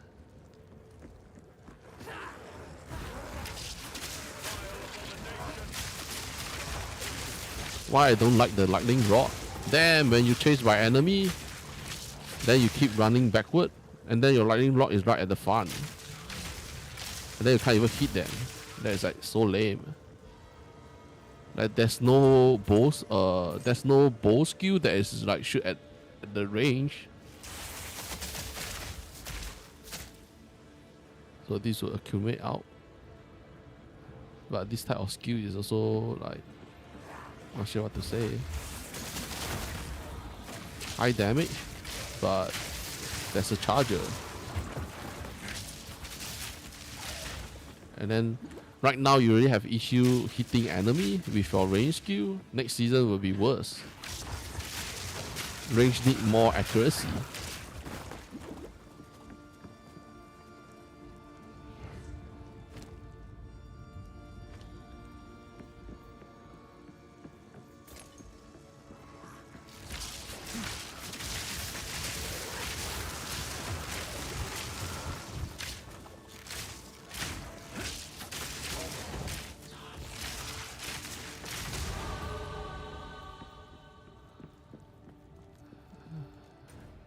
To be honest, is like this one is annoying.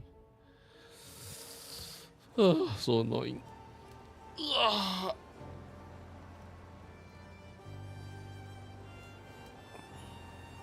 It's like I totally don't like playing the leveling phase in chapter 1, in Act 1. Act 1 is like so sucks, man.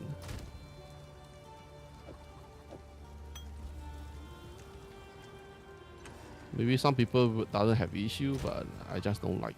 I don't care.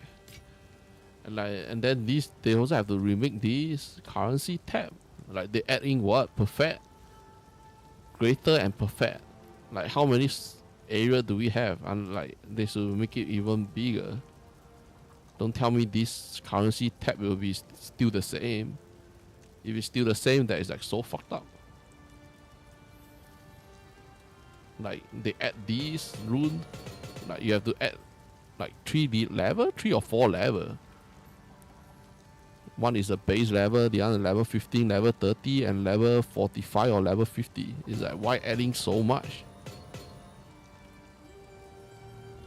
There is like no way else to put. Damn, you waste out one slot just to put out all these runes. Damn, crazy. New player will be like run out of your stash so fast.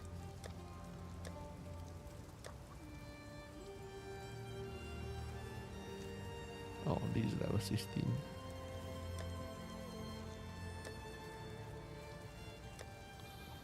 Because I have a lot of old item can use, but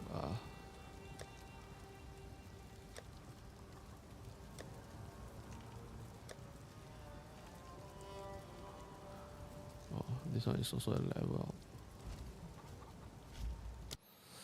up. So annoying to play.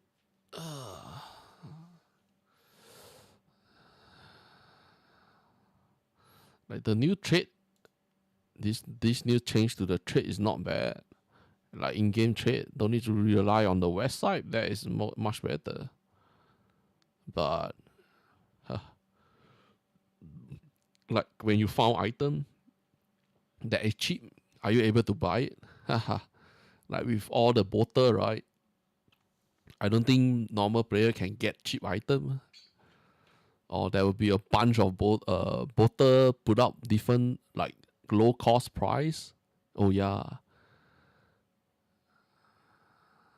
Oh, they have to depend on the price chat item, the price chat software.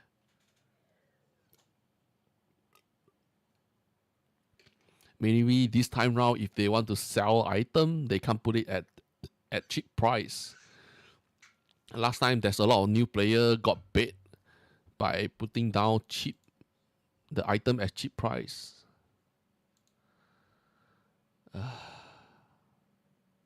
And a few more days will know. Neither I play 2-3 days or it's like I just don't play the game.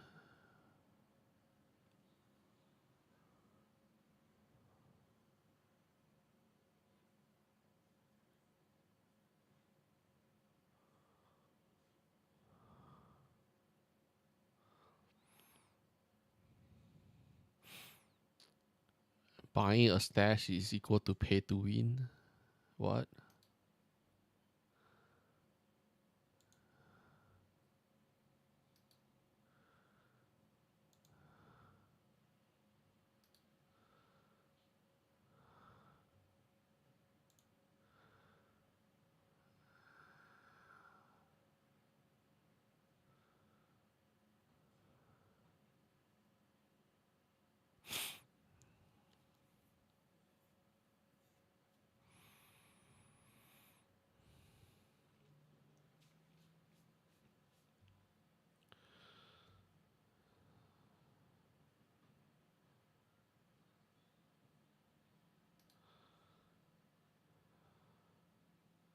Huh? There's a solo so found chat. I thought solo so found you just play alone.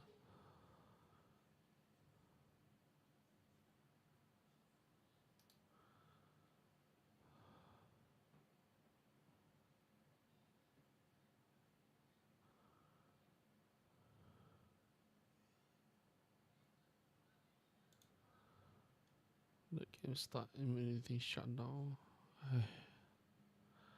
Like they didn't say anything about the CPU problem on the Path of Exile 2.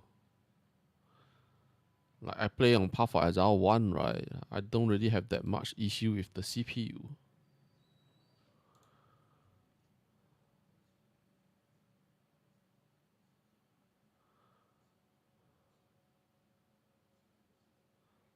Hollow Palm, maybe. From the look of it, I'm not sure how much damage we can skill into it. Physical damage for skill level. Helmet have skill level. The glove, rare glove has skill level. Melee skill level. So I believe the Hollow Palm should have 2 tag. One is the physical tag and the other one is the melee tag. But right now, there's nothing much about it.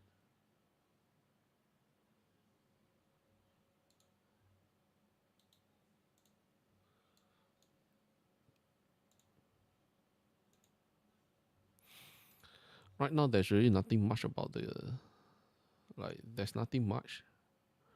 Most stuff is not update here. And then, just press this one. Thunder Fist is from the new endgame boss. So there's no way I can get this glove at leveling stage. And this thing sure costs like 10D, 10 or 20D on the first week.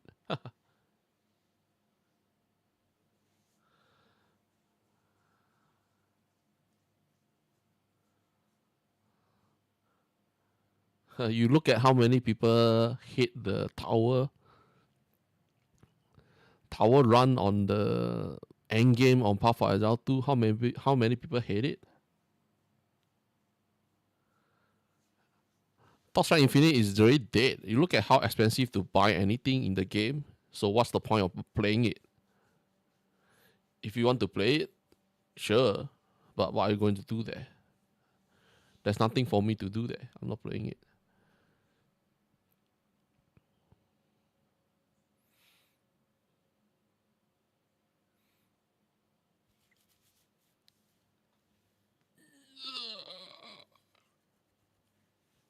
But I have to see, man, like Path of the Torchlight Infinite, will they do any change? Like this this season, so many people is like fucking them up. Will they care? Will they do any change? Do they really care about player feedback? This season, how many people feedback about the carjack, the bodyguard? I'm not sure if I have a big guide for the monk because I'm not really understand. I don't have much knowledge on Path of Exile 2 or even Path of Exile 1.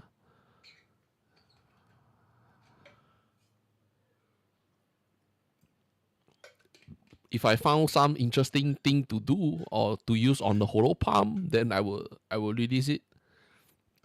Make some, not really a guide, like sharing stuff. I don't think I have much knowledge to make any guide for the Path of Exile 2.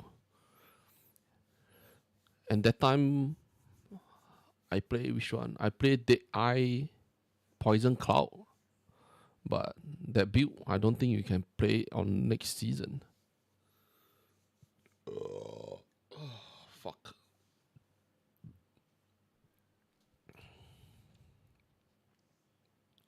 And then what? There's a lot of support, linear support. Like I think the skill gem stash will be full of shit. Like we only have 550 support gem to add in. Like with all so much stuff, damn man, I'm not sure what to say. Like the stash will like for new player, their stash will run out very fast. Like there's so much news, so much stuff. Even the stash have limit. That's one thing that I don't really like is the buying stash.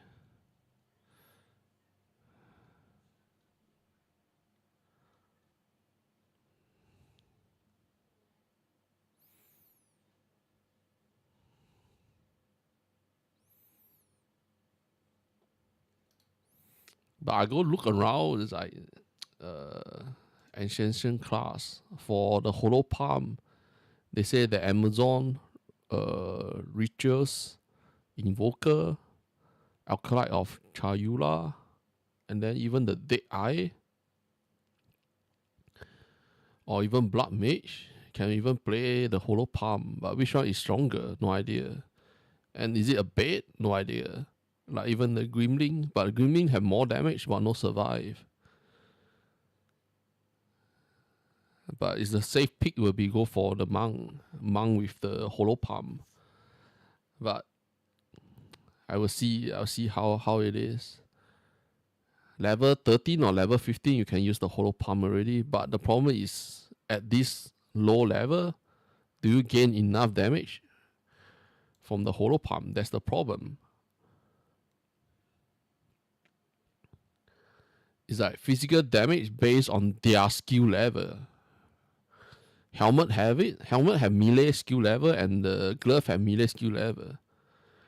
Attack speed based on the glove, like everything get evasion. Critical hit chance per 10 item, energy shield equipped on armor. Like you need to get evade and evade and energy shield. Like you need to get a lot of stuff. At level 13, I don't think so. I'm not really excited about it. Right now, right, I'm not excited about anything anymore. I have no hope in anything. The higher hope you have, the highest letdown you get, or disappointment. Like there's another 3 more days. And like I go look around, like getting hollow palm damage is not that easy.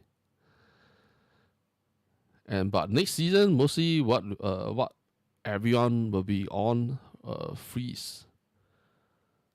Most people will play freeze because you can freeze the boss again.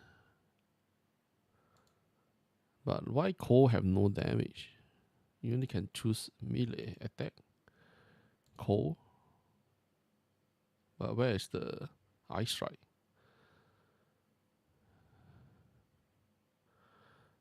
Like you have to rely, like for the range, I have to rely on these. But this skill is like so shit. Why? Cooldown. You can't spam them. You have to wait for cooldown. It's a good damage. But for me, I don't really like to use this type of skill. Like you have to wait for cooldown, then you have to run around, then you get caught blocked by those minions.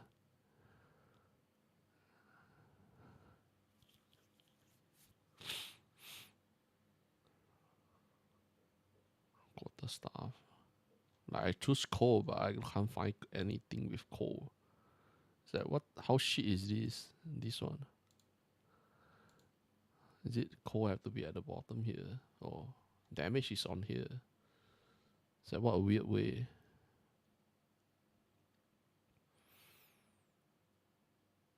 Like for the monk at the leveling stage, you have to use the Galactic Cascade. But the damage is like so pathetic. Then after that, I think it's level 14. Level 14 or level 15, you can get the Ice Strike and then use Ice Strike. But Hollow Palm, have to go test it out to know whether you have damage or not. And then Shattering Palm also, some people use it. Nah, I don't play the game. These have what? Increase the critical hit chance. Dash to the enemy, strike them with armor attack. This skill always strike with your bare fist, even if you have a quarter staff. Icy explosion. This one doesn't say that you need to kill the enemy. So mostly people will go for Cole. I think I will play Ice Strike because there's one season I played the Thunder one.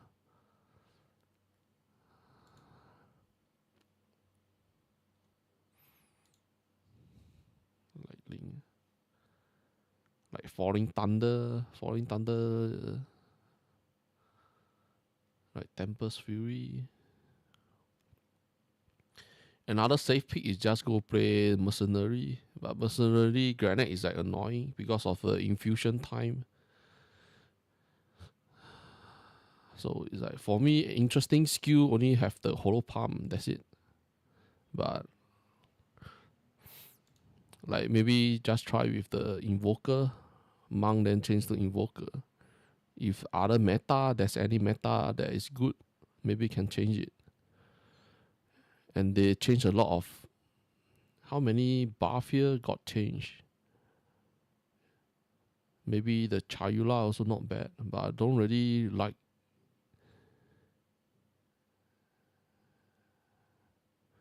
playing this type of skill. Like you have to go pick up the buff. Damn. Like picking up the buff, after a few walk you have to go pick up. Unless you have high movement speed. The class is still too little.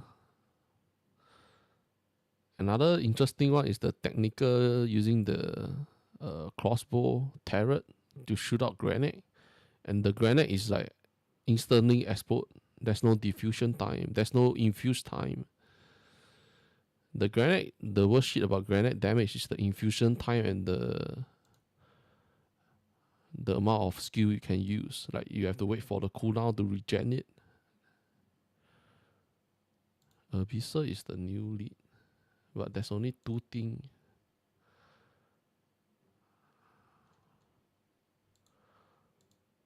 MTX. I don't care about MTS at all. F4. I'm not even sure if I can get into F4. Damn, man.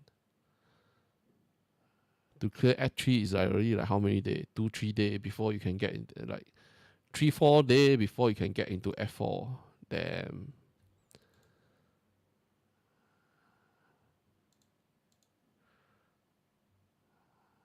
Like they extend like the F4 on the Bilibili there. Some people leak out the whole map for F4. 3 big map. The map is so big that you can replace this one. So the duration that we spend, the amount of time we spend on crew at 1, 2, 3, right, is equal to the Act 4. Damn, not sure. It's like, will it be boring to run it?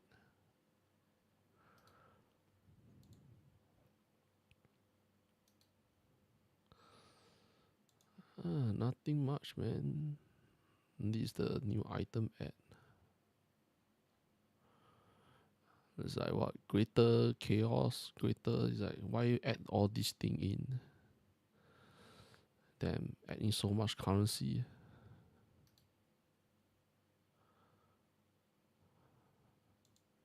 Jam is the. Oh, is this the new one? How do I look at the new one?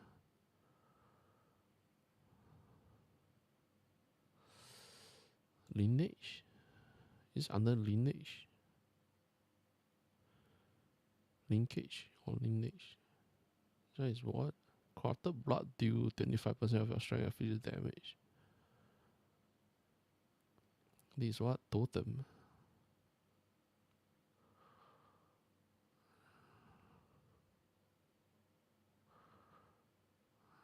Need to go washroom.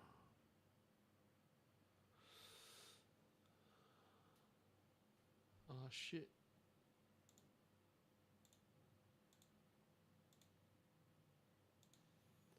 My bad. I forgot to change the scene.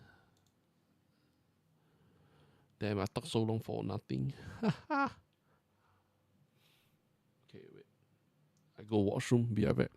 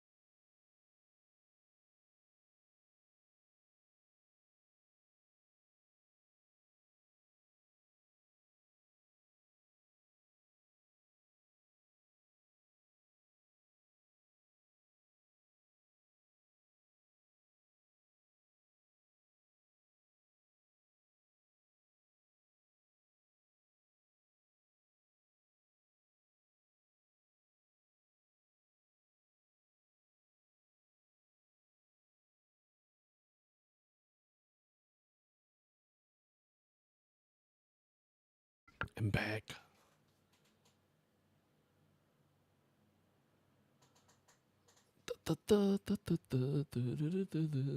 Crossbow getting a chance to load. On Q, we support skew. Oh. Level 65. Damn, this shit have to get until level 65 then can use it. Support any skill which have level, increase the level and quality but reduce the cost and reservation. 10% quality of support skill.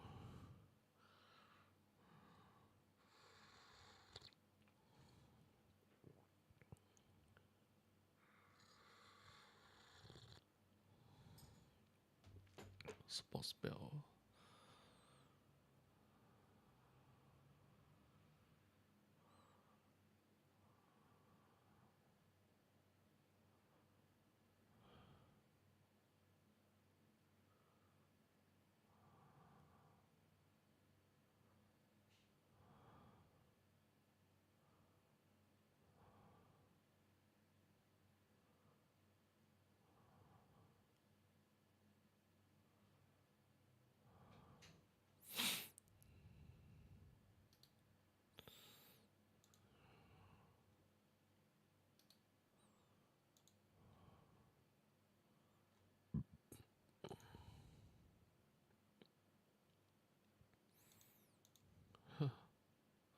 What's the point? Like, this part is still English.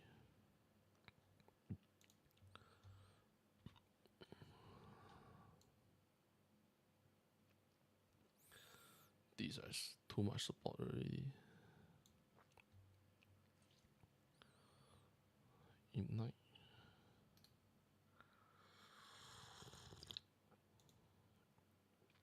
Walker of the Wild is from who? Not much thing to look at. So boring.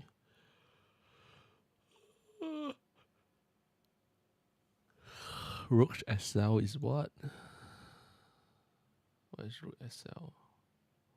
Was it the last season Mac?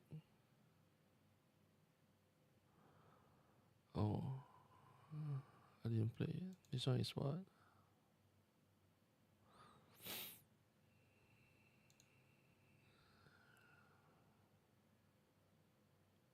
Strongbox. Waystone. Corrupted Nessa. Oh, these are the boss fight.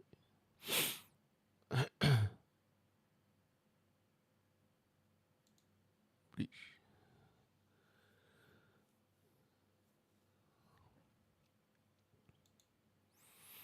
Oh yeah, this one have the what?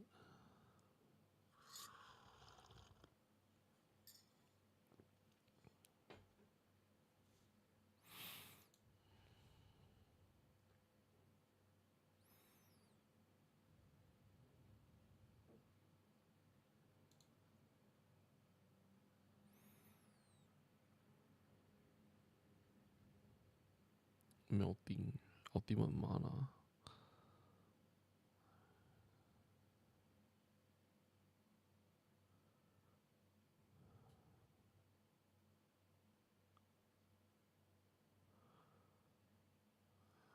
Oh, there's a quarter staff. But who use these?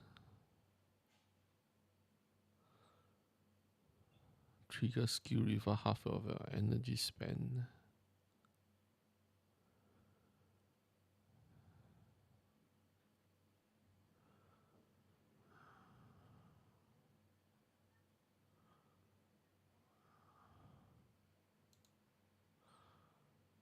Expedition. Oh, I hate this trial.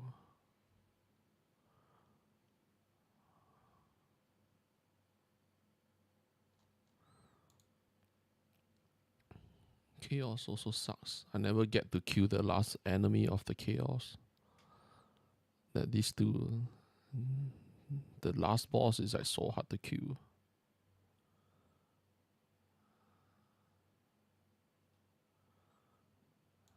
And the burning monolith is what?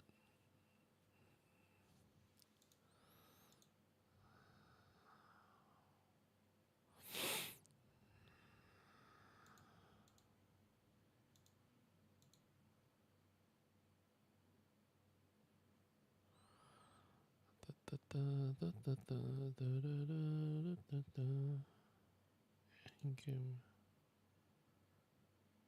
tablet. Oh, passive skill. But did they update yet? I don't think so. Yeah, it's not update. I think it's like 2 hours or 3 hours before the league start, then they will update. There's no point looking at it. Shrine is what? Oh. Yeah, don't need to look at it.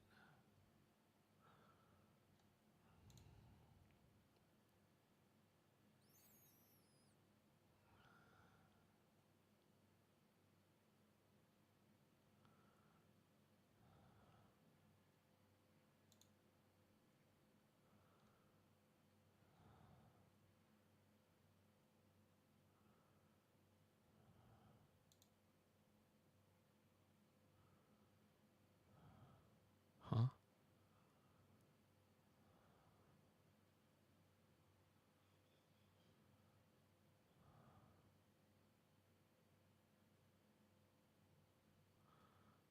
Oh.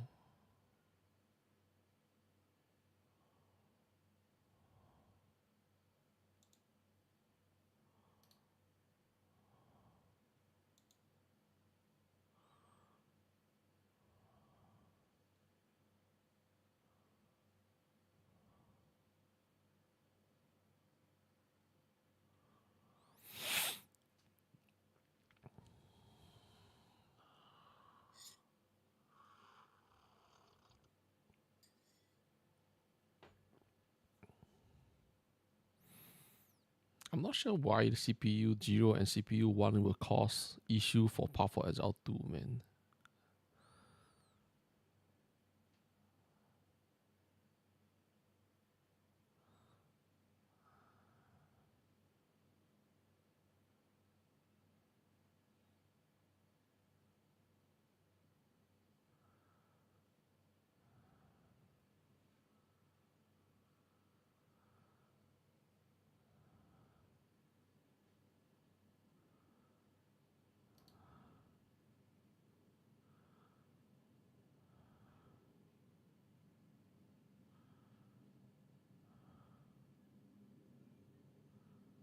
Huh? What?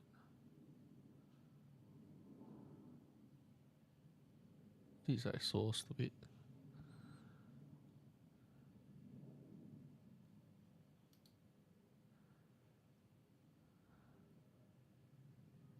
How to not die?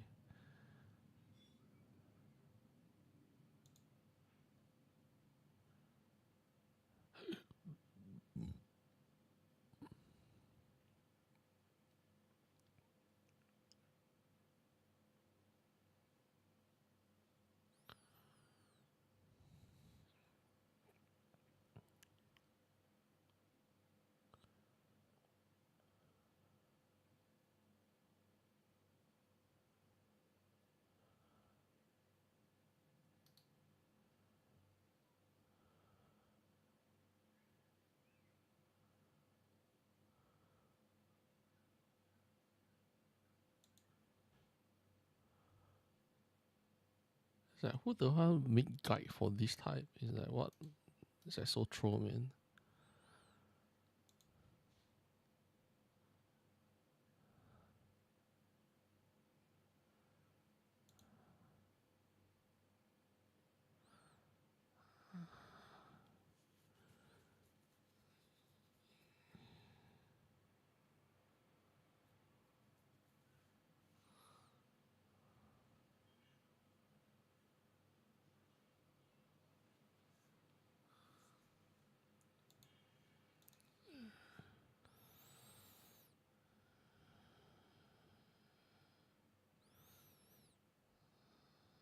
The optimization of the game just sucks, man. Huh? What is this? Inject NVIDIA refat after frame present. Frame limiter. Did I do that? It's like playing one game, you have to download so much shit. That's so annoying. Oh, not. Is it this one? Yeah, I have it. It's like playing one game, right? Just one game. You have to do so much stuff. That is lame.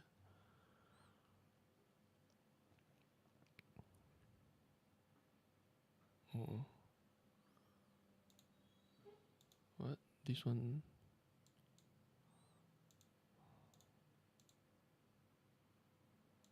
What is stealth mode? Do you need to activate stealth mode? So 60 is like solo.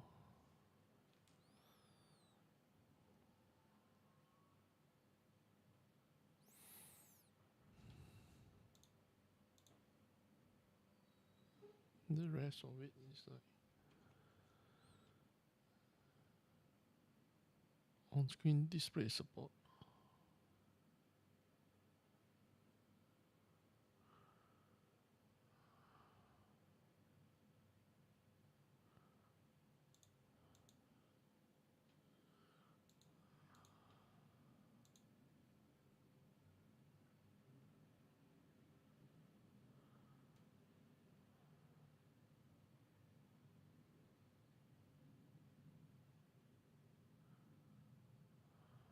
Oh.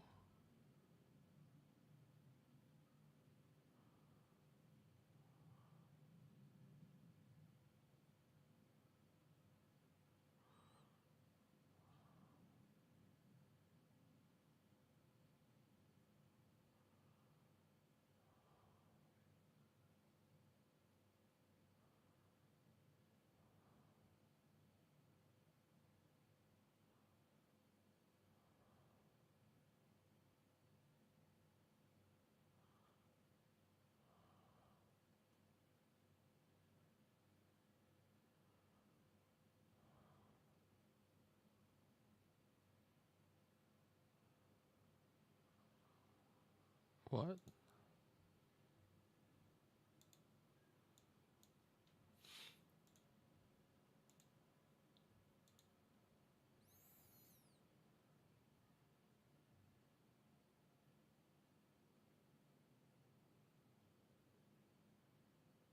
Oh.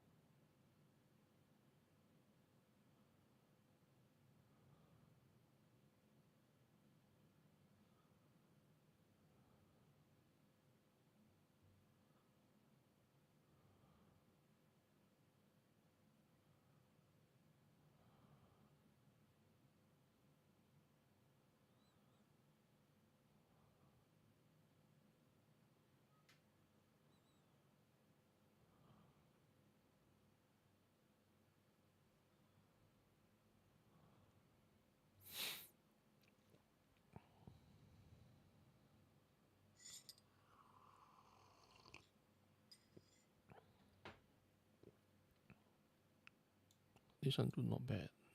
Later can download.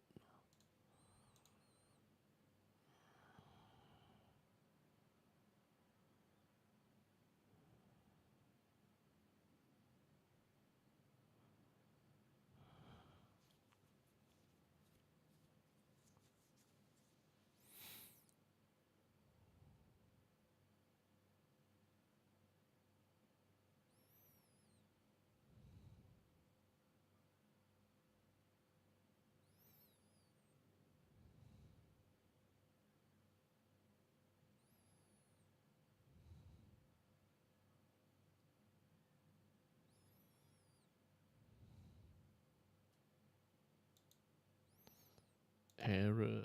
Damn.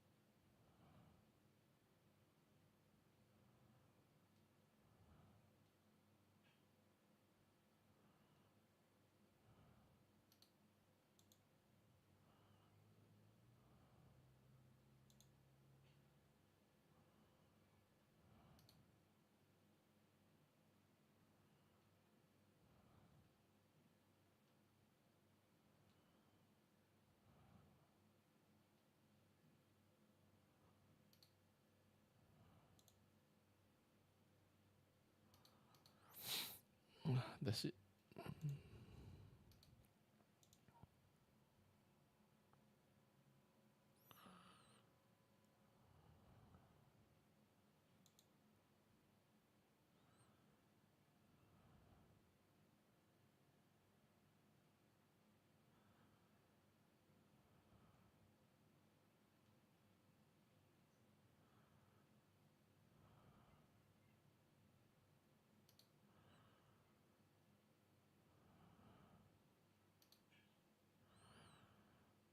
What to do?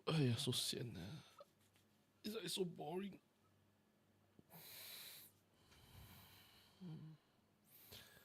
Play the game also boring. Don't play the game also boring.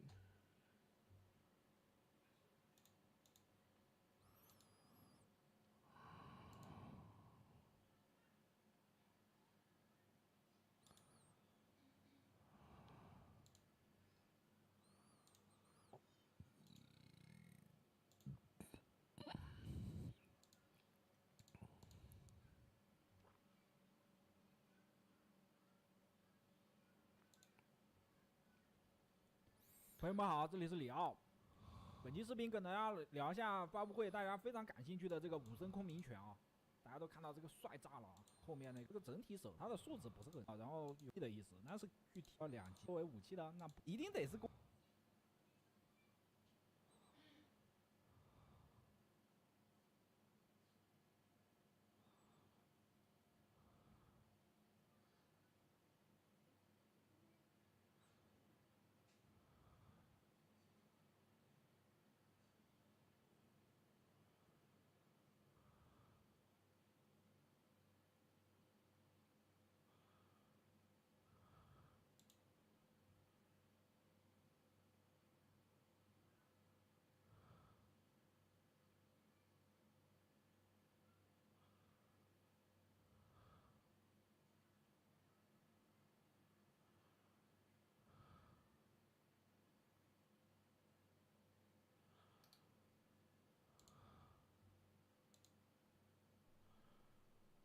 Hello， 大家好，我叫阿里里。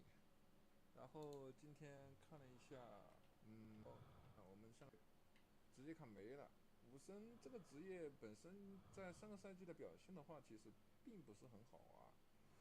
卡我也去尝试了一下，就是用这一套装备啊，去尝试去用这个灰金子节啊，还有冰斗时尚电灵机这一套啊。OK， 我们来看一下空明2在天档子职业这个末的上，就这3它有个跟我现在目前已有技能啊，现在目前已有的技能可以看一下，这已有的，现在目前已有19级啊，也没有，这个是点上。变手暴风浪舞啊，这些啊，冰击啊，点上，它禁止嘛这个空手的，只是说成长性，其实是一个非常重要的，因为。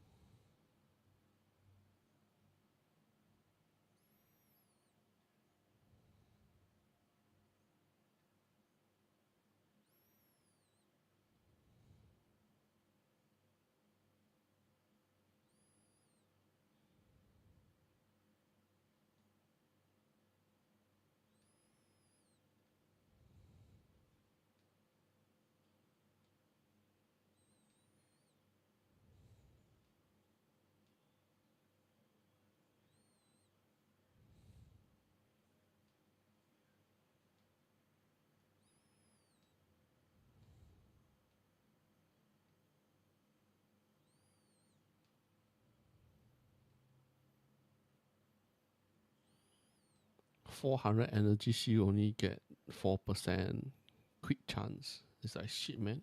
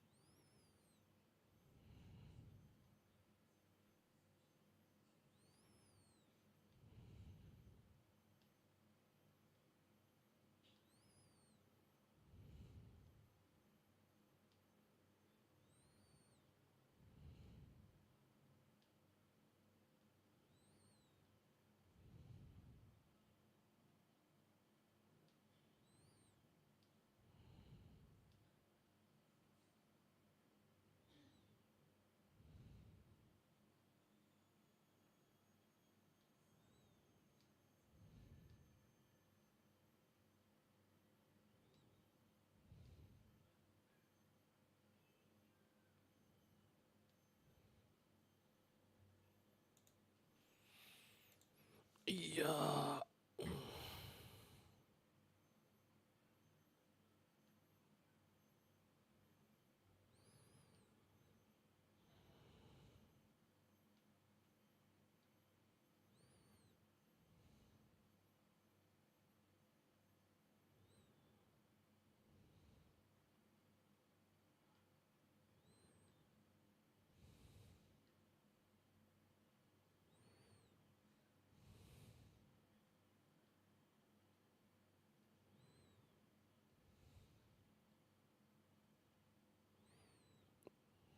They say that Hollow Palm is for early stage of the game.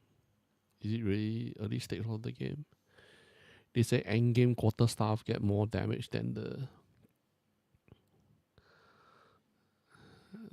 Hollow Palm.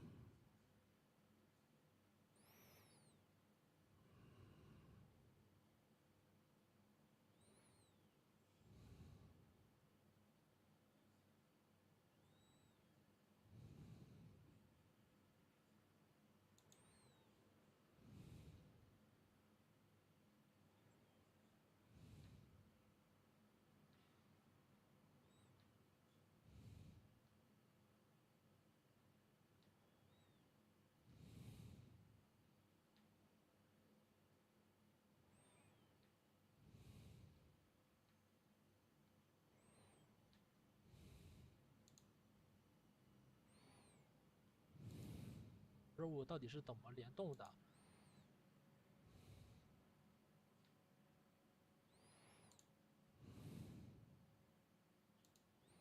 大家好，我是刘。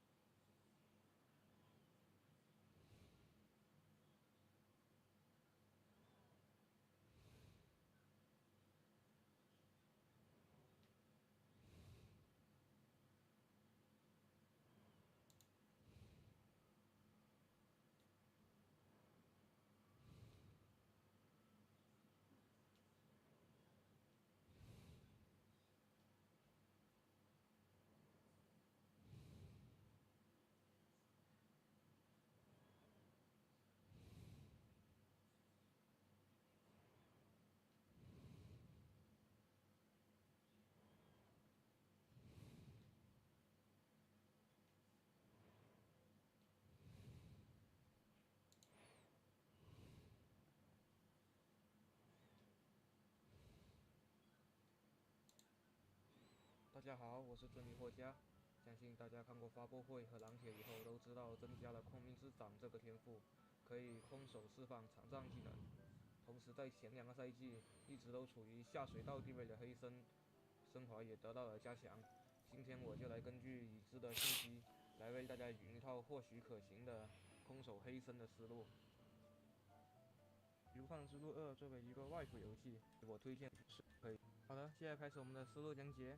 首先，我们知道空明之掌这个天赋的效果是当你的双手狼都为空时，可以视作使用细杖进行攻击。也就是说，空手也可以去释放，它会上补偿，提供升华感配合作为我们的核心升华。内在动荡的效果就是在施加元素异常的时候，可以获得一层易爆，而且不会受到易爆的伤害。这里我们可以看到，易爆的效果就是在4秒后易爆会爆炸，爆炸过了10秒，易爆断了红色，一层易。剩下的2个升华，我们点出梦魇之夜和夏乌拉之理来提供生存。梦魇之夜的效果就是。It's the same as the.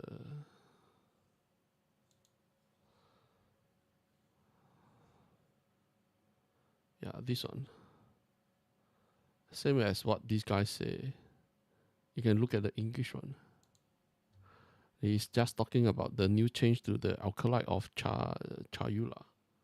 Yeah, like this guy he also explained it. And then still what? Yeah. 偷袭效果可以基于混沌伤害。But the alkaloid of Chayula. What is the new skill? The fire, the what? Hey guys, so in patch.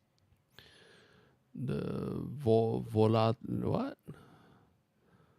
Volatility or what? This one. 200 volatility. Take 4 seconds to explode. It take 4 seconds to explode. That 4 seconds, is it really that good or not? They have to wait until the game is out to try it out.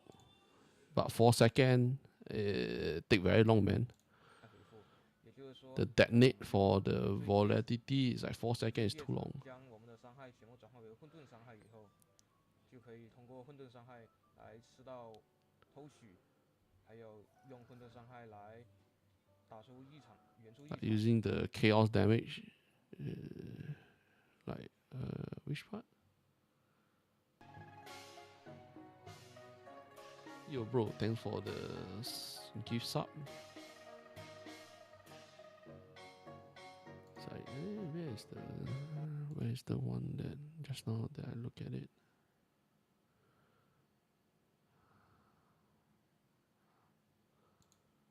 I think I have to go to this one.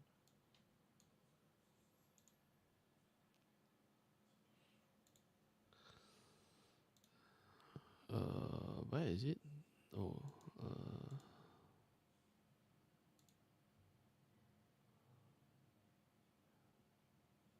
oh yeah, this also been changed. This one is the lifesteal.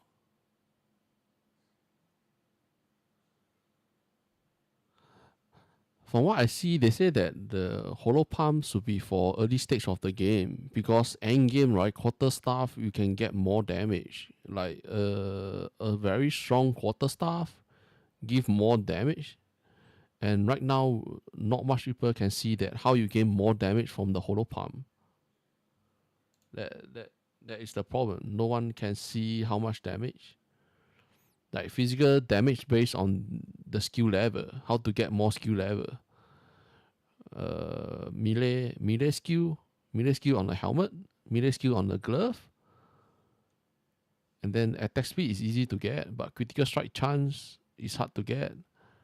400 energy seal only give you 4% crit hit chance.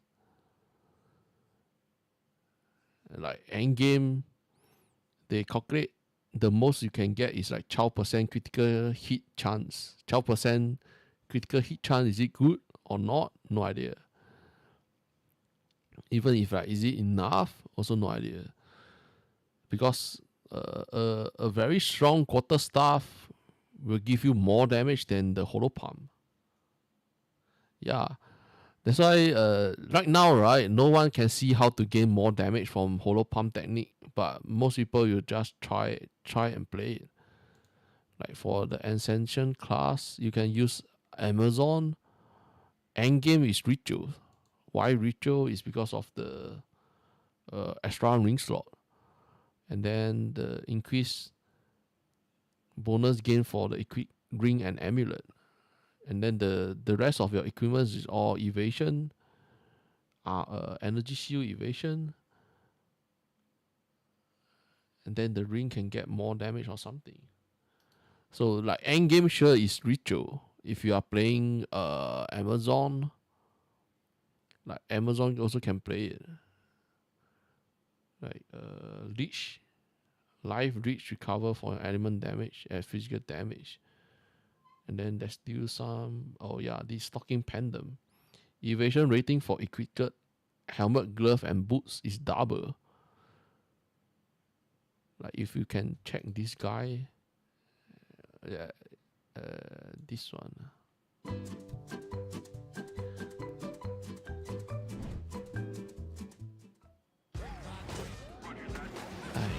Look at commercial, so annoying. Hey everybody, Ronry here, together with like Bleed. Like he already talk a lot. I send you the link. Like which ascension to play. Like Dead Eye. A lot of people is saying Dead Eye is good because one, you have Tailwind. Tailwind there's also reduced damage. Another one is like Critical Strike. Like this mark is changed. Or which one? You can get Critical Strike rating. Not Critical Strike rating. What is the change? Yeah, look at the patch note. Then I forgot already. So it's like Dead Eye, Amazon Ritual, Invoker, Alkalite or Chayula, even Blood Mage. Like he explained a lot. I will just go for Invoker. Because this Alkalite of Chayula is like, I'm not sure. 4 seconds for the Ignite. Not Ignite. What is the name of it? Vulnerability. Like I have to look at the patch note. Wait, where's the patch note?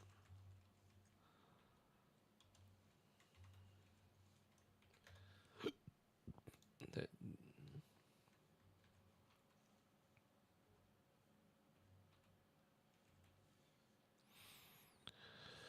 like the passive. And also this one, the lucid dreaming, you have to pick up. No longer provide any benefit itself from the choice of life. All frame manifests are red. Choice of mana, all frame of you.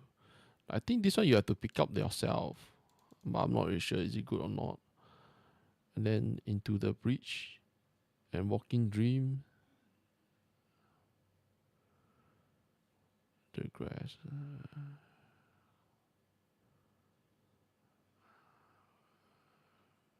Like the Alkalite of Chayula is also not bad to play. Dead Eye. Oh, Dead Eye, the new change is at the bottom.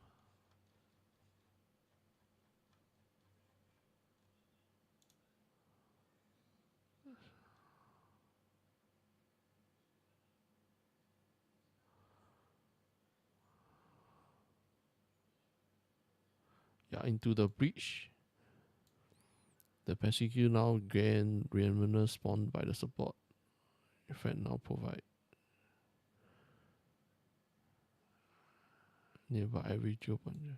This one I'm not really sure how it is. And then the Eagle Eye renamed to Bull Eye. No longer remove the distance based accuracy. Instead, it apply 10 stack of critical weakness to enemy when you consume a mark on them. Yeah, this one, why people say Hollow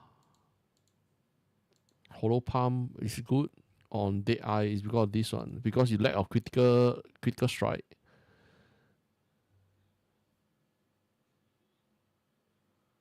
Yeah, it's like the Alkalite is like maybe you get used to walking around and pick up the buff.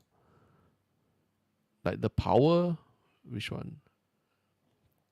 That one is increase the power. But there's one thing good is the Chayula give, like increase your chaos resistance. Yeah, this one Into the Breach. a frame of Chayula manifest nearby. And also this one have been changed. Also the lifesteal, physical damage is considered what? Wait. Like the safe pick is sure is Invoker. Safe pick will be Invoker. But if you want something interesting, you can go for the Alkalite or Chayula. Like the Luna's dreaming. Like the pick up the frame. The purple color is the power. And then the Grasp of the Void renamed to this one no longer embracing, no longer like great for instead it grant a new skill Void. This one Void Illusion. Is it this one? Oh no, it's this one. The note grant one vulnerability. Like every 4 seconds, this will detonate. And then there's another node is getting the element almond and take no damage from the like this one. I'm not really sure how it will be, but Invoker is much more easier. The Alkalite of Chayula will be have like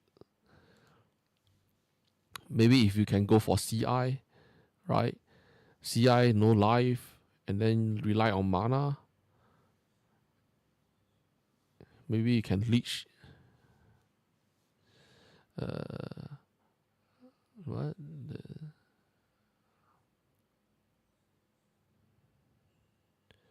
Now grant leech recover based on chaos damage and physical damage. I think there's a glove that you can leech. Leech to energy shield. But this one I have to see like how player will go play around with it. Yeah. That Invoker is much more straightforward. That Medicate can get it. To regen your energy shield. Recharge your energy shield. And then if you play Core, right? Core is Ice Strike. Next season, most people will play Core. And then the Spirit. So you need to get Evasion.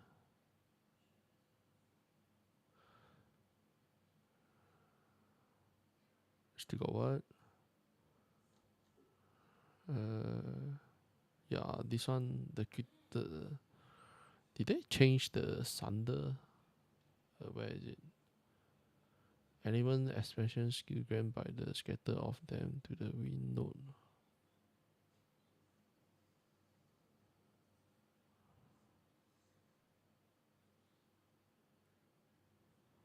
%24 to 100% more energy shield recharge rate. Like the Meditate is like not bad. Like for survive. And then this one is a must have is this one. Another one is this one. But did they change it?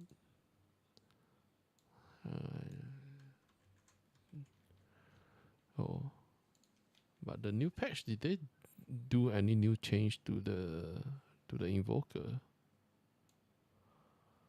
Skill change. Just that the Freaker Strike and the Falling Thunder, they remove the chance to remove the charge. Now the charge give you damage.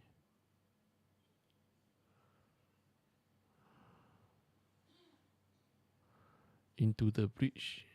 Demon form arc. No, I don't think there's an Invoker. Invoker don't have much change. Toxic Grow.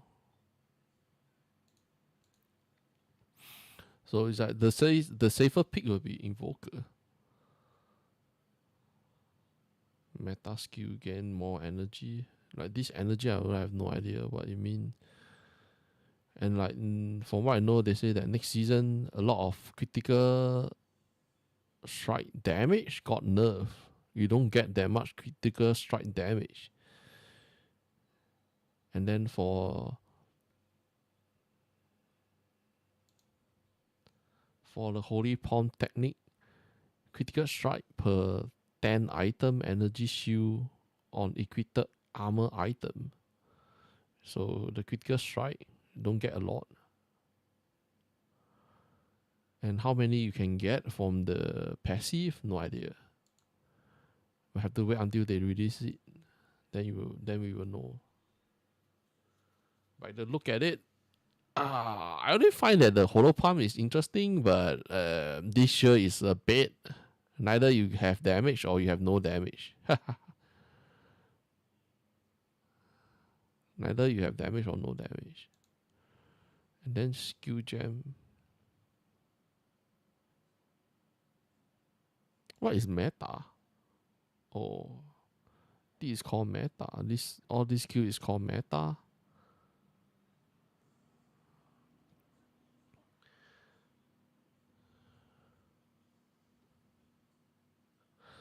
There's also one thing they say that support cast use a curse, use a debuff or curse when leveling. You give a lot of damage, but I'm not sure how much damage.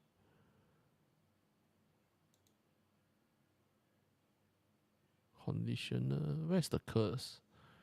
Do you level up using curse? They say that leveling use curse is good, but for me, I have no idea.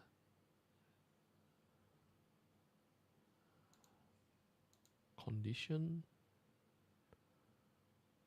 Mantra of destruction. Build combo by successfully striking the enemy. But this one is not sure. Is it the change one or not?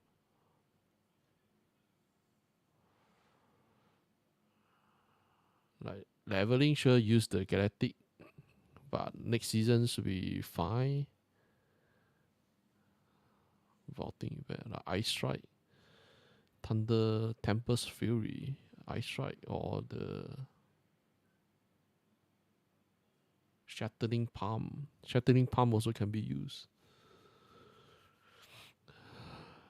Just see. At first, a lot of people want to play the Fickle Strike with the Hollow Palm.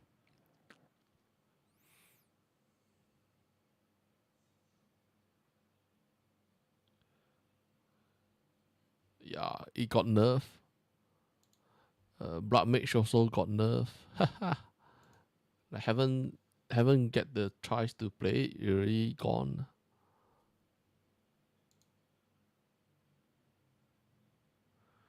And then there's no more combo to Herald of Thunder and Herald of Ice. So if you play Ice, you just use Ice. If you play Thunder, just use the Thunder.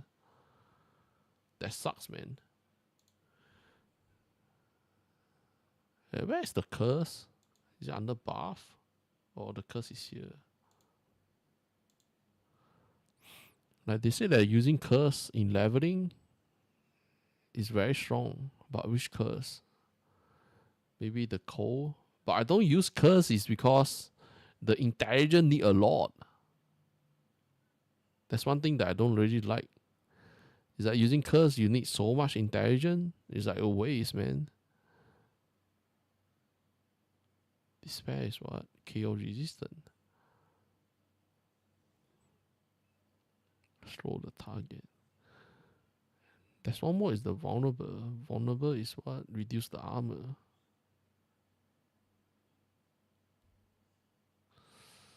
They say that curse is good for leveling, but without intelligence, how are you going to use curse?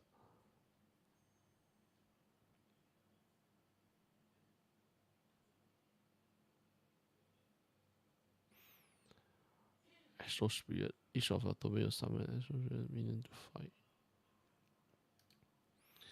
But we'll see how Hollow Palm right now. A lot of people say that it's a leveling skill. Endgame will sure use Quarterstaff. Because Quarterstaff, Mirror Quarterstaff give you more damage than this technique. And also attack speed is also very important. The main thing right now is like no idea how many physical damage we can get. Like the base damage of this skill. How many we can get? No idea.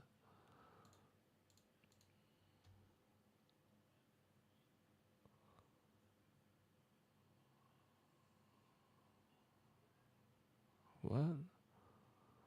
Grant 30% of armor also apply to lightning damage taken from the hit on the boots. This one is a new one. Supercharge attack damage.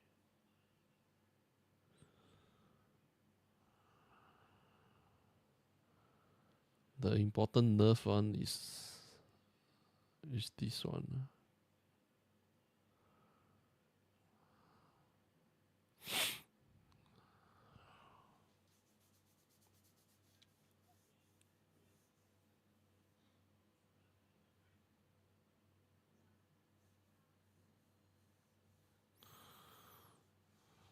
Dun dun dun dun dun. But whatever. Just wait. Wait for the game.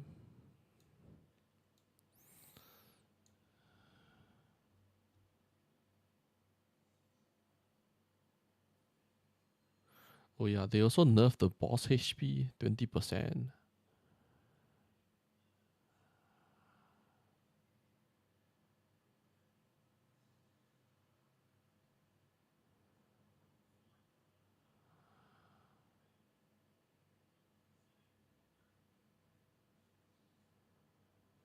Toxic domain. Create an area with a toxic boom on the ground around you. While in the boom, you have increased skill cost, regen life, and your projectile attacks toxic, which can be poison. Will detonate after duration, or when enough poison will be applied. They buff out a lot of the toxic skill also. Ice trapped arrow. Intelligent. But to be honest, right, there's a lot of skill. Interesting to play for me, only a few.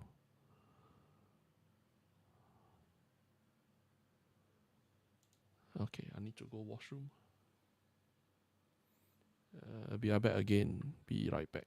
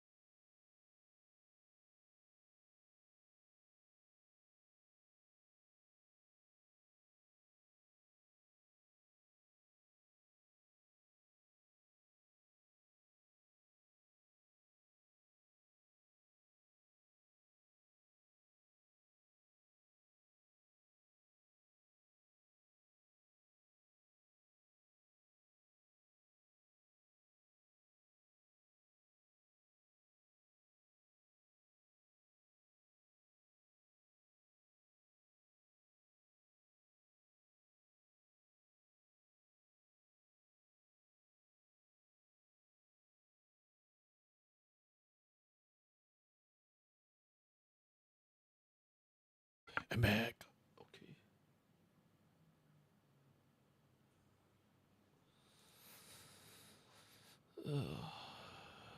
Just now, when I start the stream, I play Path of Exile 2. Damn. I can't even clear chapter 1. At 1, I still suck at it. I have to take so many retry just to kill the boss. Damn, so annoying.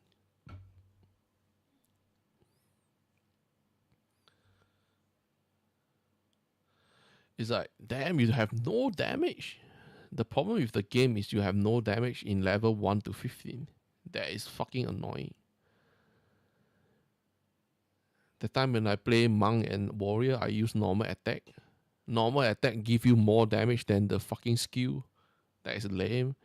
And then when you play skill, you have to go combo. Press this button, that button. Like you have to press a lot of button. For example, the lightning rod and the lightning arrow. Damn, that is stupid. Lightning rod is like the enemy always move around. So lightning rod stay on the place. So you ever have to spam them. It's like lame, man. Next season, I will not fucking play any arrow. I will not play bow again. Like bow. The only bow skill that I like is the poison cloud and the vein arrow. Is it vein arrow? But they nerf it. I'm not sure next season is he still able to play. Where is the poison one? Chaos. Like the vine arrow. Toxic glow? No, I think it's this one. But they got nerf. In season 1, they are so strong and then got nerfed to the ground.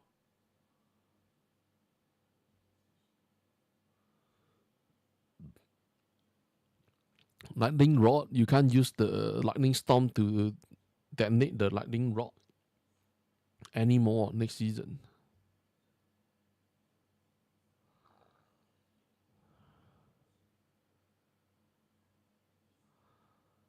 Is it here?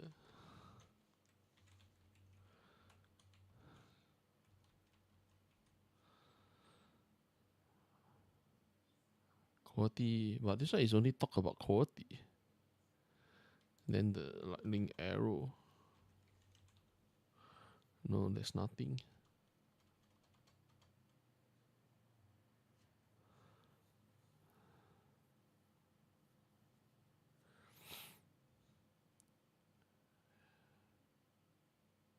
Lightning bolt. Oh yeah, lightning bolt also got nerf from the crossbow. Is it lightning bolt or the what? There's one lightning skill. What's the name of it? Yeah,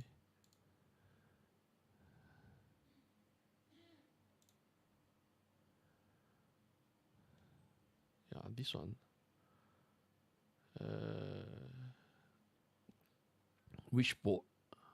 Is it the short bars? Yeah, short bars round. This one got nerf.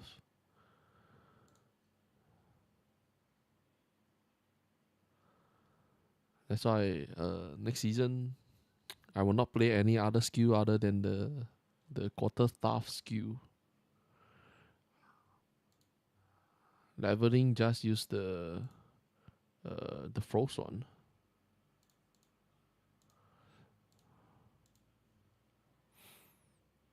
Just use these. Just use these to level up.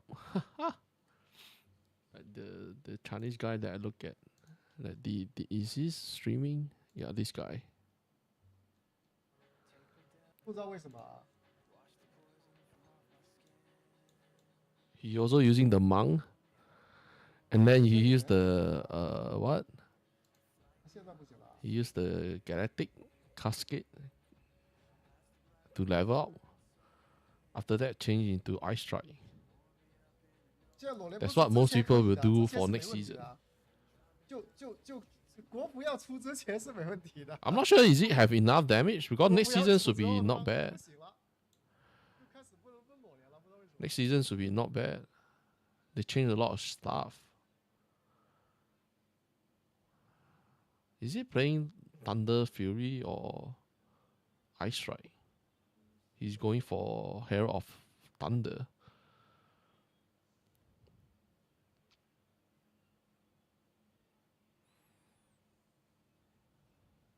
Oh, he used these for AoE.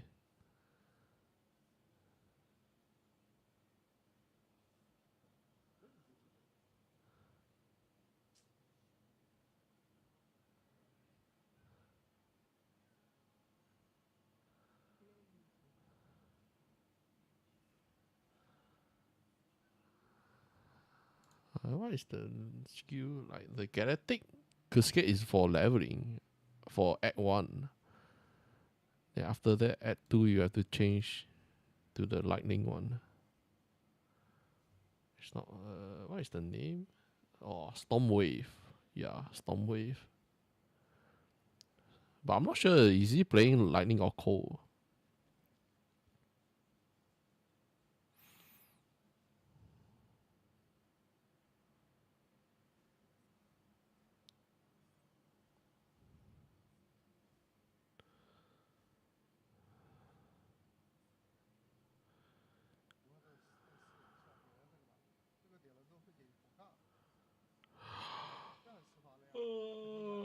拿什么武器，哥哥？你这拿的武器，你跟我说很丝滑啦？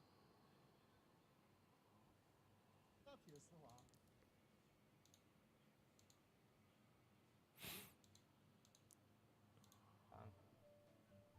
然后夏乌拉治理可以使我们的混沌上限加10%，并且翻倍，这样的话基本上可以达到85%的最大混沌抗性。用白身去玩空明这个技能的强度，其实红天雷手套，我觉得空手礼拜。Thunder Fist. Don't think about getting Thunder Fist glove on the first 2 weeks of league start. 这混沌戒指是必备的。And the ring is what? Oh, this ring is for the 100% element damage convert to chaos damage. This one is good. 因为黑身的所有升华都是基于混沌伤害进行加成，所以呢，我们必须要用混沌戒指将所有的元素伤害转化为混沌伤害，才能更好的吃到黑身的升华。然后最后装备的选用，我决定是使用悬赏臂装备，这样它呢同时可以吃到新的拼鞋机制，然后呢也能在使我们的 Oh yeah, deflection. Did they have anything about deflection here? Deflection is the new add one. I have to look at the patch. What they talk about the deflection.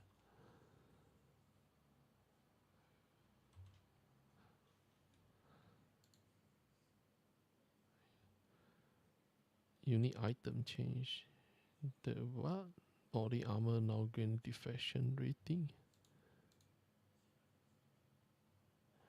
Add new effects. Add new suffix. Dexterity armor. Evasion rating as deflection rating. But it still doesn't say much about deflection. Only can check out the previous stream one.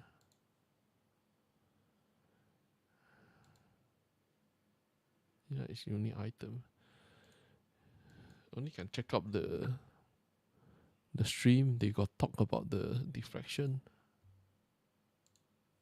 攻击速度变快，然后呢，获取更高频率的元素异常的触发，来获更高频率的保证击爆的获得。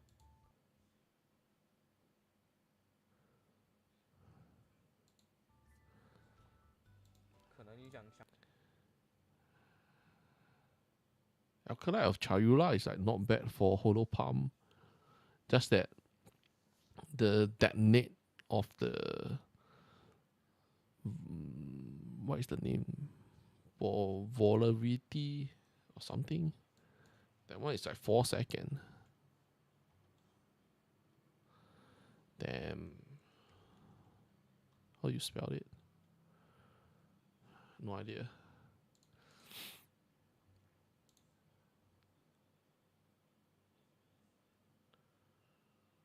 I think this part have said it. Yeah. 100 volatility. However, there is a pretty big issue without volatility. There's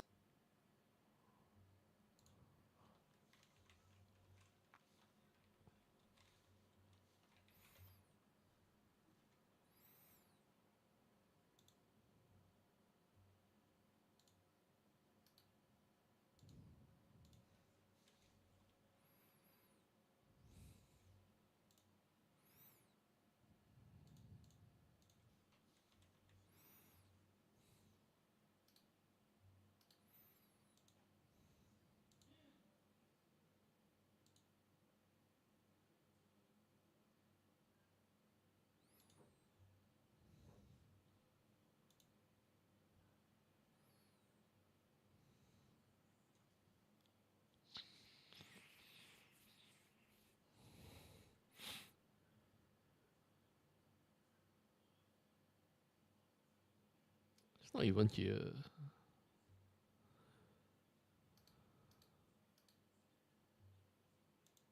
Is it this one?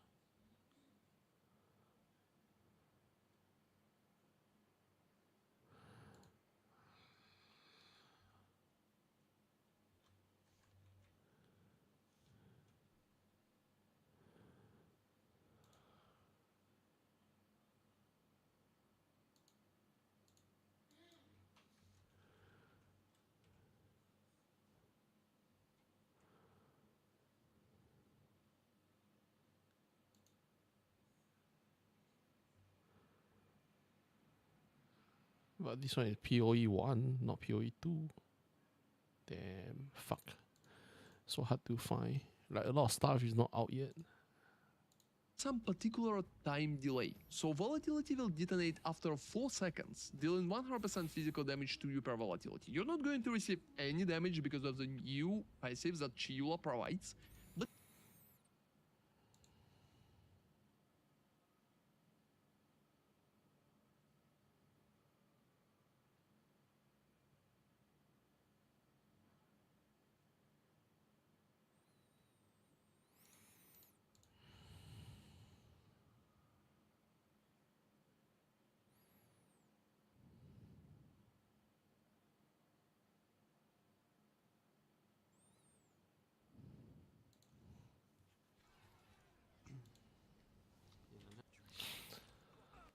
正产 buff 我都懒得说了，上来可以作为踏板啊。如果说你技术把魔法物品可以先卖掉，魔法物品这个我们留着。Did they already lead the leveling? 就一起找到之后再打啊，因为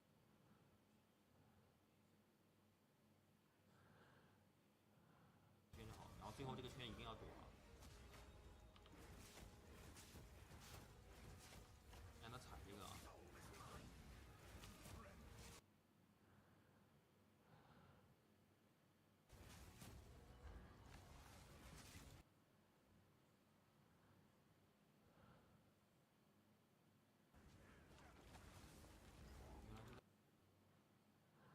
Is the at one also using the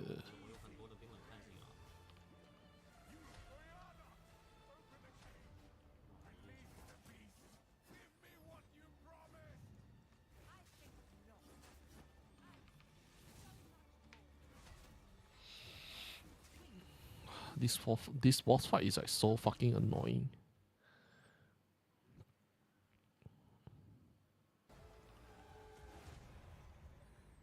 千万不要当好奇宝宝啊！再给大家警告一下，千万不要像我一样当好奇宝宝。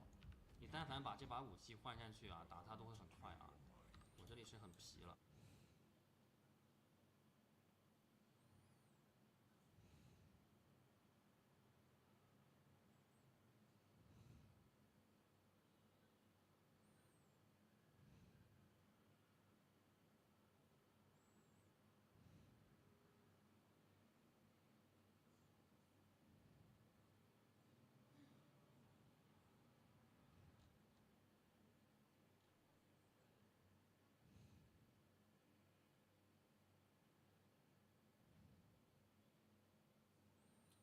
If I saw any good shit, then I will share. I'm not sure if I will meet Guy, but I don't think so. I'm still shit about. I'm too noob on Path of Exile, so I don't think I will meet Guy unless I found any interesting stuff.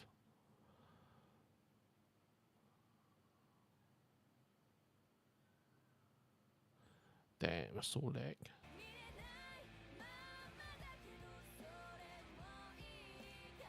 This one is what? Warrior.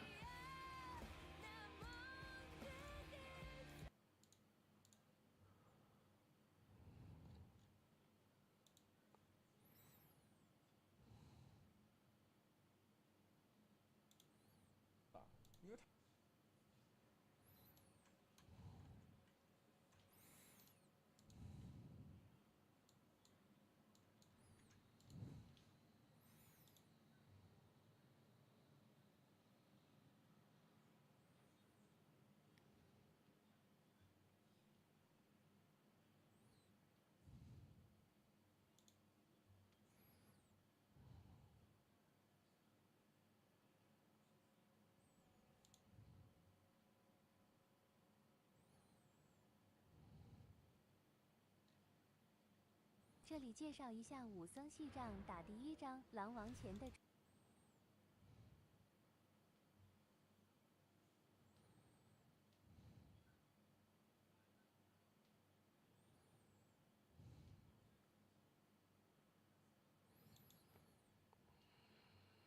Look your ass, man. So annoying.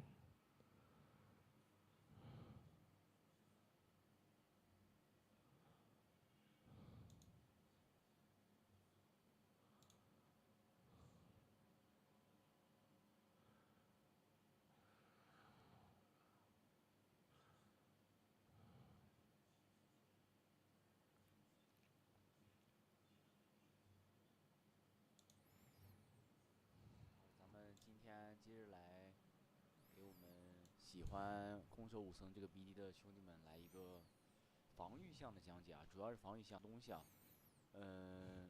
也是。Damn, how they already have a guide? Damn, how can I get it? There's a written guide, but how can I get it? I have no idea.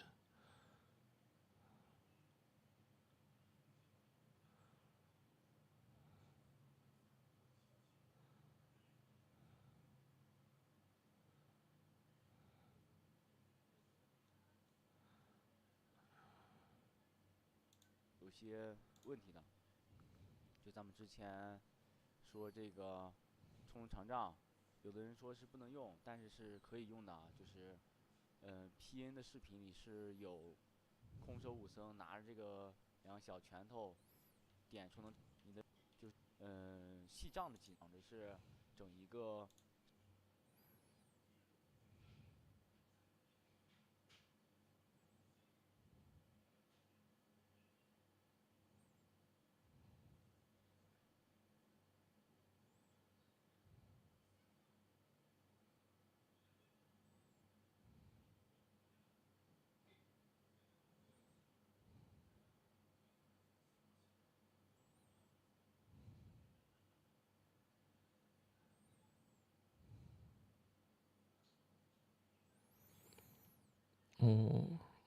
For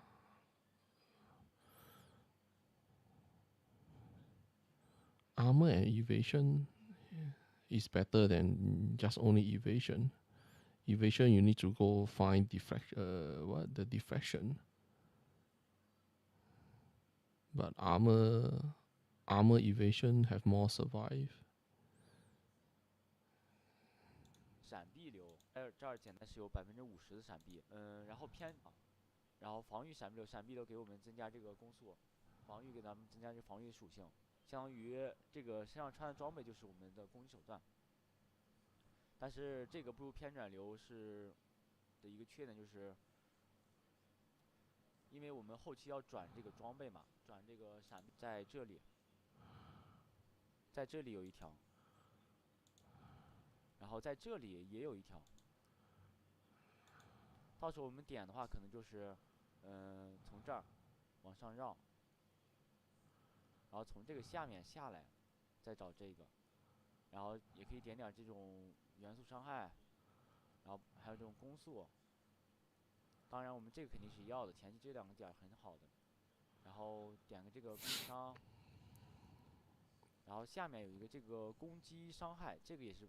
挺好的，前期我们少点一点这种防御项，然后防御项没什么好说的，就是，前期也可以把这个击杀回血点出来，因为这个是我们杀轻小怪，我们就不用。我刚看到的就是前2天这个副手武器2里面的这个。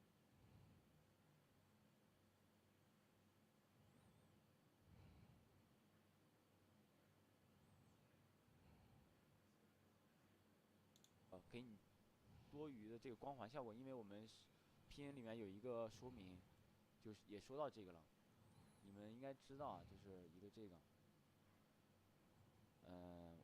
看，闪现痊愈和献祭无法在特定的武器组合激活，他们现在必须在2个武器组合中都处于激活状态，如果无法做到，则激活失败。所以你现在咱们武僧的金难打了，因为，然后剩下的。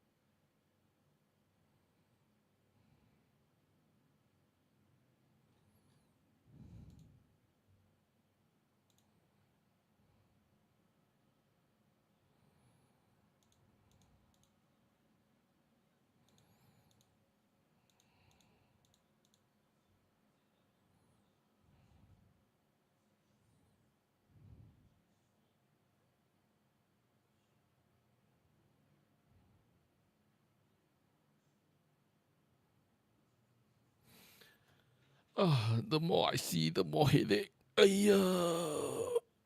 have to just wait. Only can wait.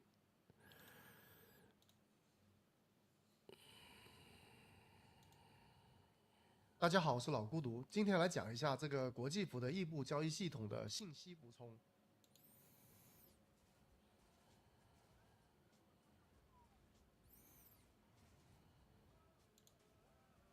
兄弟，升级了怎么刷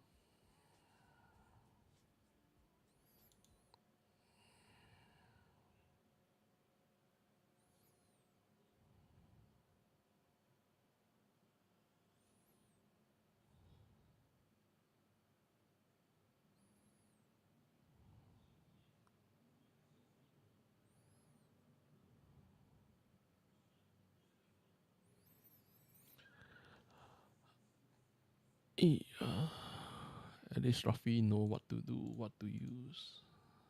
Where is the note for the...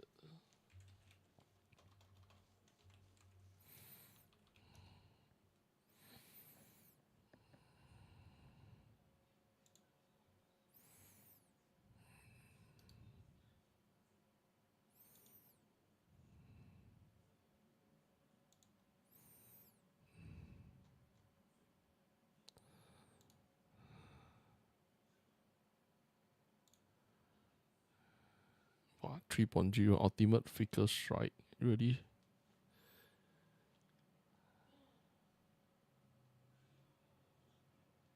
Where is the passive? Oh, passive here.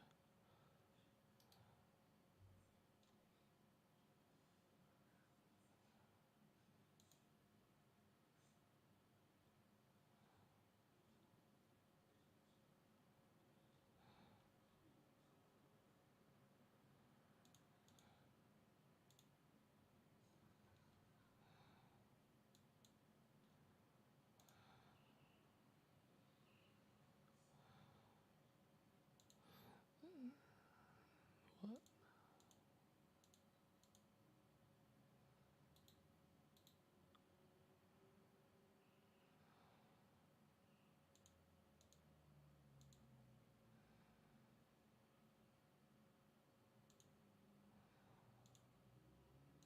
These Strangle decks, I think they go this way to get these, and then here to get the attack damage. 10 strength for attack speed.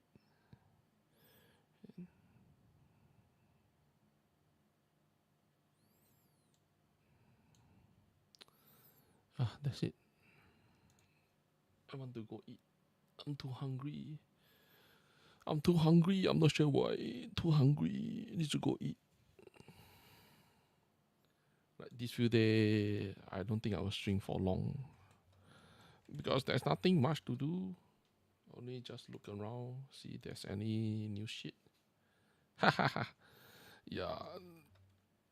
I keep dying on the Path of Exile. When I run the Act 1. Damn. Yeah. I'm too hungry. I want to go out and eat my lunch.